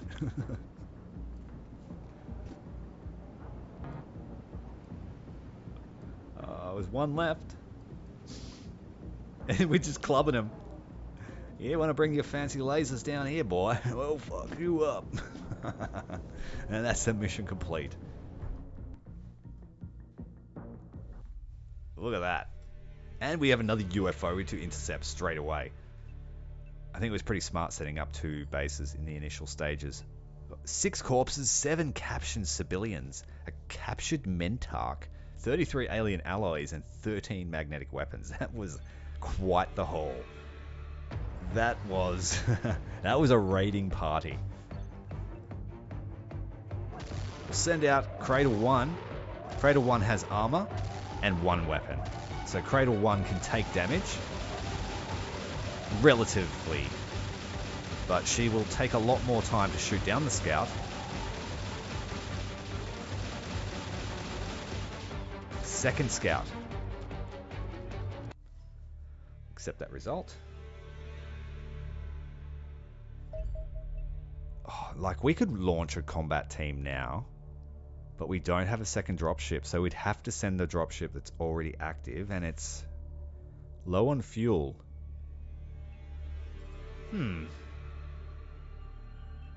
Alright. I think once we get back to base, we will call that stream here, and I will airstrike this one. I will airstrike that other... Wait, I can't... Trying to stop the guy from going to the crash zone.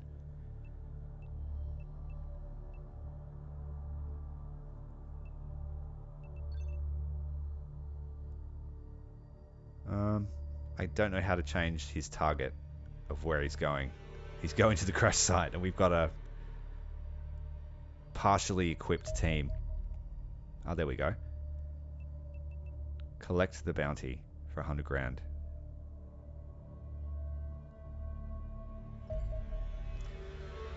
Alright guys, I think I might leave the stream there. Thank you very much for joining me today.